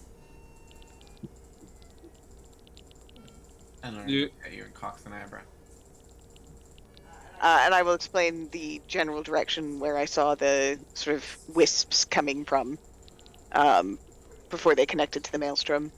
And that I think I saw a structure that the energy seemed to be coming from. I mean, I could be wrong. That just seems a little sus. No, you're right.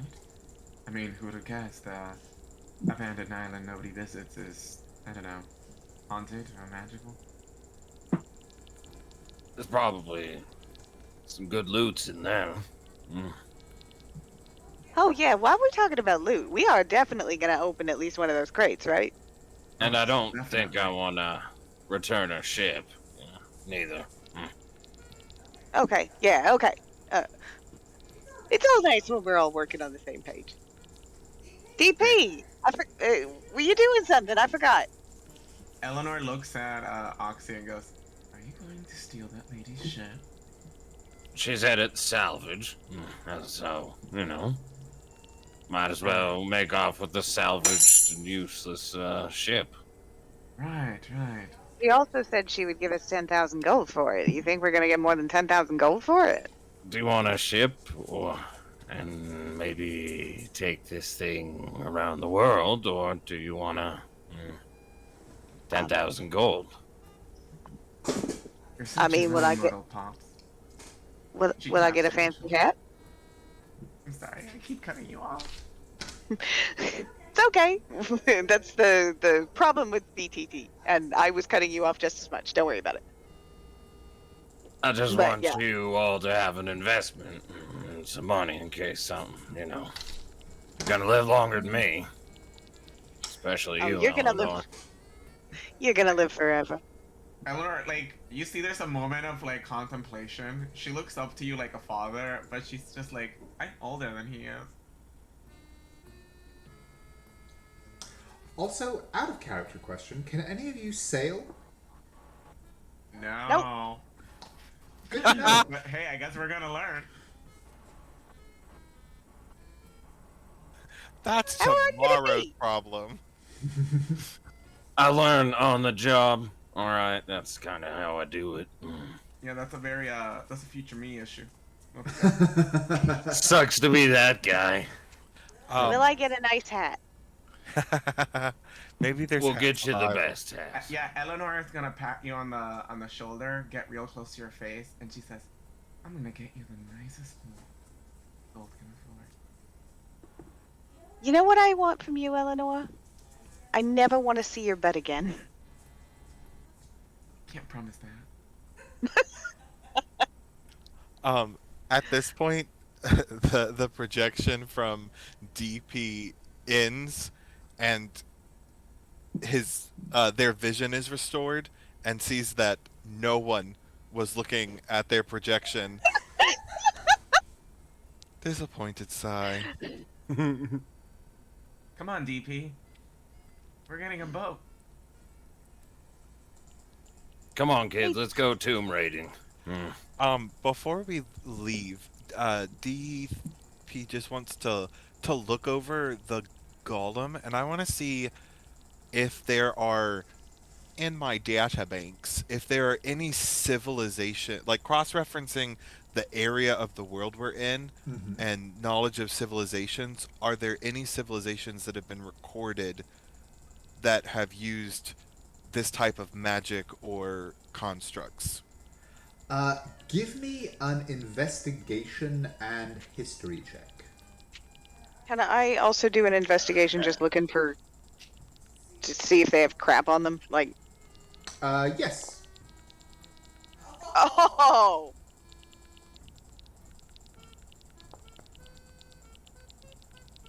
Oh. Okay. Okay, so with the damage, both old and more recent, to the golem, it's hard to tell any kind of like specific markings that might help you to date or give any or like identify any kind of specific culture or anything like that that may have contributed to its construction. However, with that investigation check, whilst you are looking through the kind of shards and chunks of rock that remain, you spot embedded into several of the fracture points, so several of the areas where its joints connected together, some fairly large precious gemstones that seem to have been acting almost as like sockets to help it to allow its limbs to move at these enchanted points. Diamonds, in fact. There are 4 relatively large ones, one for each limb. And with that investigation check, you would estimate that each one is worth approximately 150 gold pieces. Proud statement. Designation Master. Look. Precious gemstones inside. Cousins of stone. I'm literally wiping the drool away from my mouth. Yeah, good job. I will leave it to Designation Master. And they will start walking away.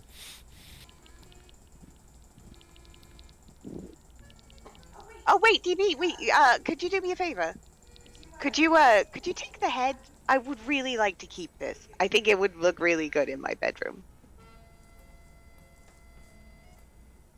Disgust.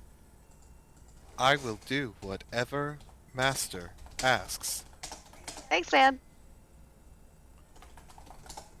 And then my tinkerer's tools, do you think, to get those diamonds out?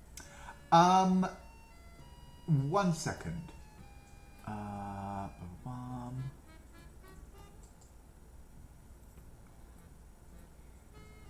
In cubic meter, calculate. What is your carrying capacity? D3?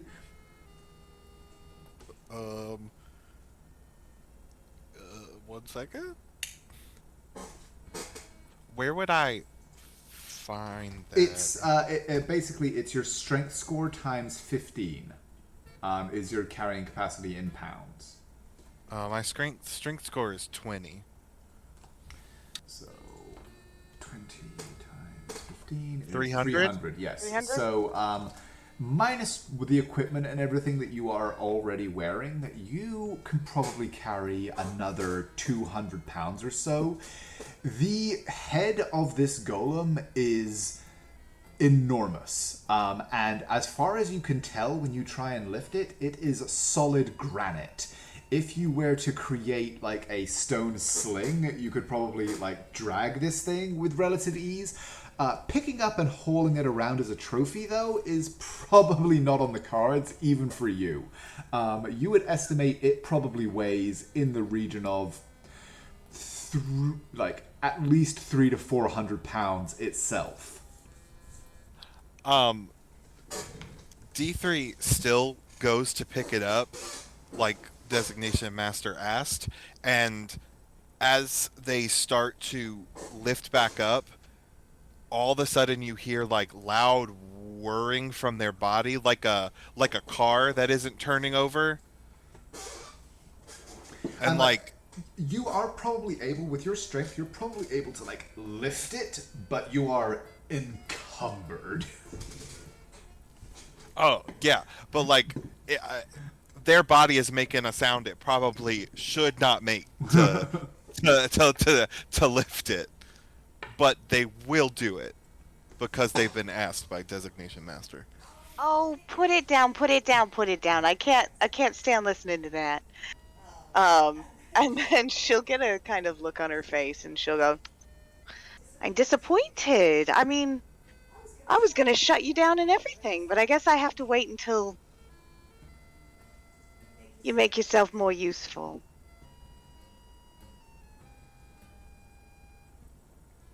Is this my existence now? To be toyed with by a child? Yep. Long sigh.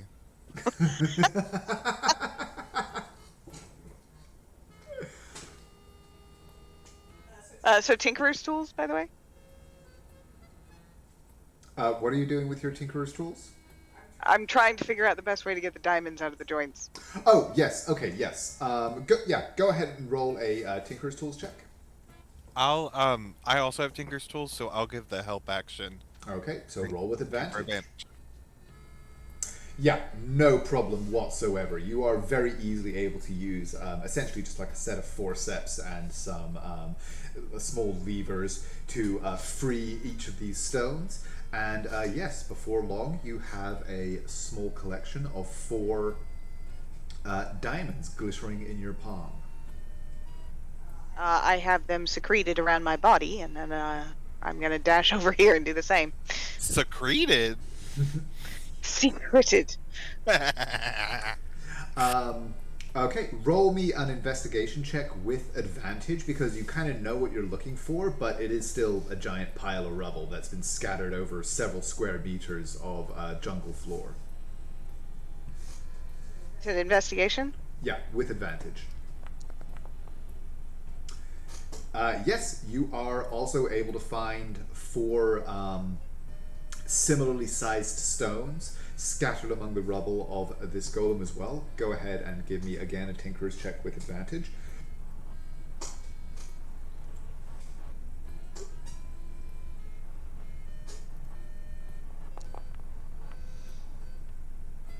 And once again, the process of removal is no problem for one as skilled as you.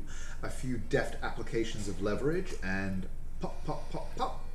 You have 4 more diamonds. Now you have 8 in total, each worth, you would estimate, between 100 to 150 gold. I will share that find, obviously, with the group. D3 also had picked up. Oh my gosh, how did I. Gandalf, what's your character's name? Oxy. Wow. He picked up. They picked up Oxy's javelin, and has brought it back to him. Well, for javelins and other expended ammunition, roll me or do a flip a coin, 1d2. Either Oxy or D3. Well, I'm definitely going to do that because I wanted mine back too. Okay. Well, in that case, yeah, both of you go ahead and roll me a d2. Heads or tails? I'm gonna throw a d20, and I'm just gonna see if I can call it, odds or even. And if I call it, I get to keep it. If I don't, it's gone. Okay. So let's do odds. Hey. Okay, Oxy, yours is good. DP, you called tails? Yeah. So your javelin, unfortunately, has is stuck into the stone, and as you pull it free, you notice that there is unfortunately a long split in the once stout wooden shaft, and the javelin is no longer usable.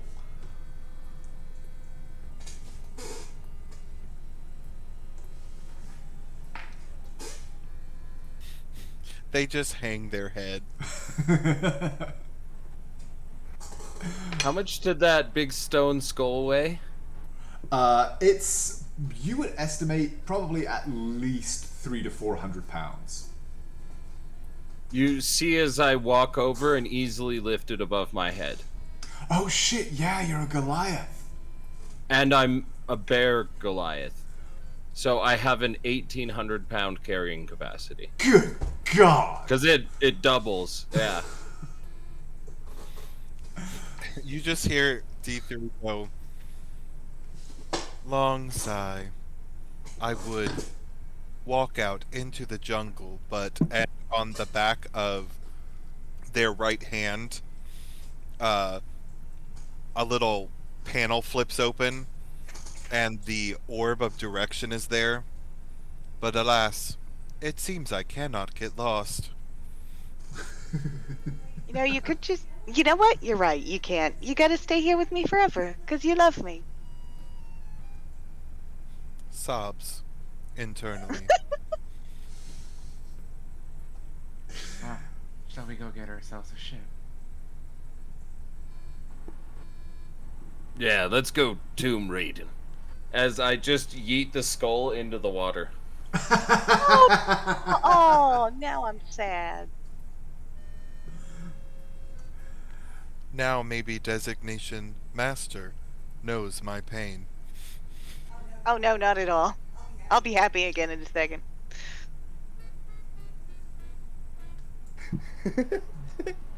Eleanor will look at DPR and say, "Come on, just think about it. You on a ship exposed to salt water all day. You may succumb to rust. It's all good." Excited statement. Let's go at once. Okay, and with that, you begin your trek up into the jungle of the Isle of Felcay. And we're actually, I would love to keep going, but I am actually flagging something hard over here. I only got like 4 hours sleep after the game last night and before my dogs woke me up this morning, so I am flagging pretty hard right now. So we will call it there and continue our one-shot next week on Saturday, if that's cool with you guys. Oh, that's right, because he's gone both days. Yes, so we will return to the island of Felcay and the adventures of Oxy and the Moxies next week. Although, Aurel, was there a chance that we would be playing, that we could play on Sunday? Next week, Sunday? Ha ha ha ha ha. No. No? Okay. My friends keep booking my Sundays, and I haven't seen them for like a month, so I can't cancel. Wasn't asking you to. Last time we talked, you just said there might be, so I was asking. Alright. On the bright side, I don't have to plan shit for D&D. And on the bright side for me too, yeah, you guys are RP'd so much. I've got at least 2 weeks prepped for both games, so I've only got minor planning to do on my end as well, which is awesome. But cool, so we will stop the recording there.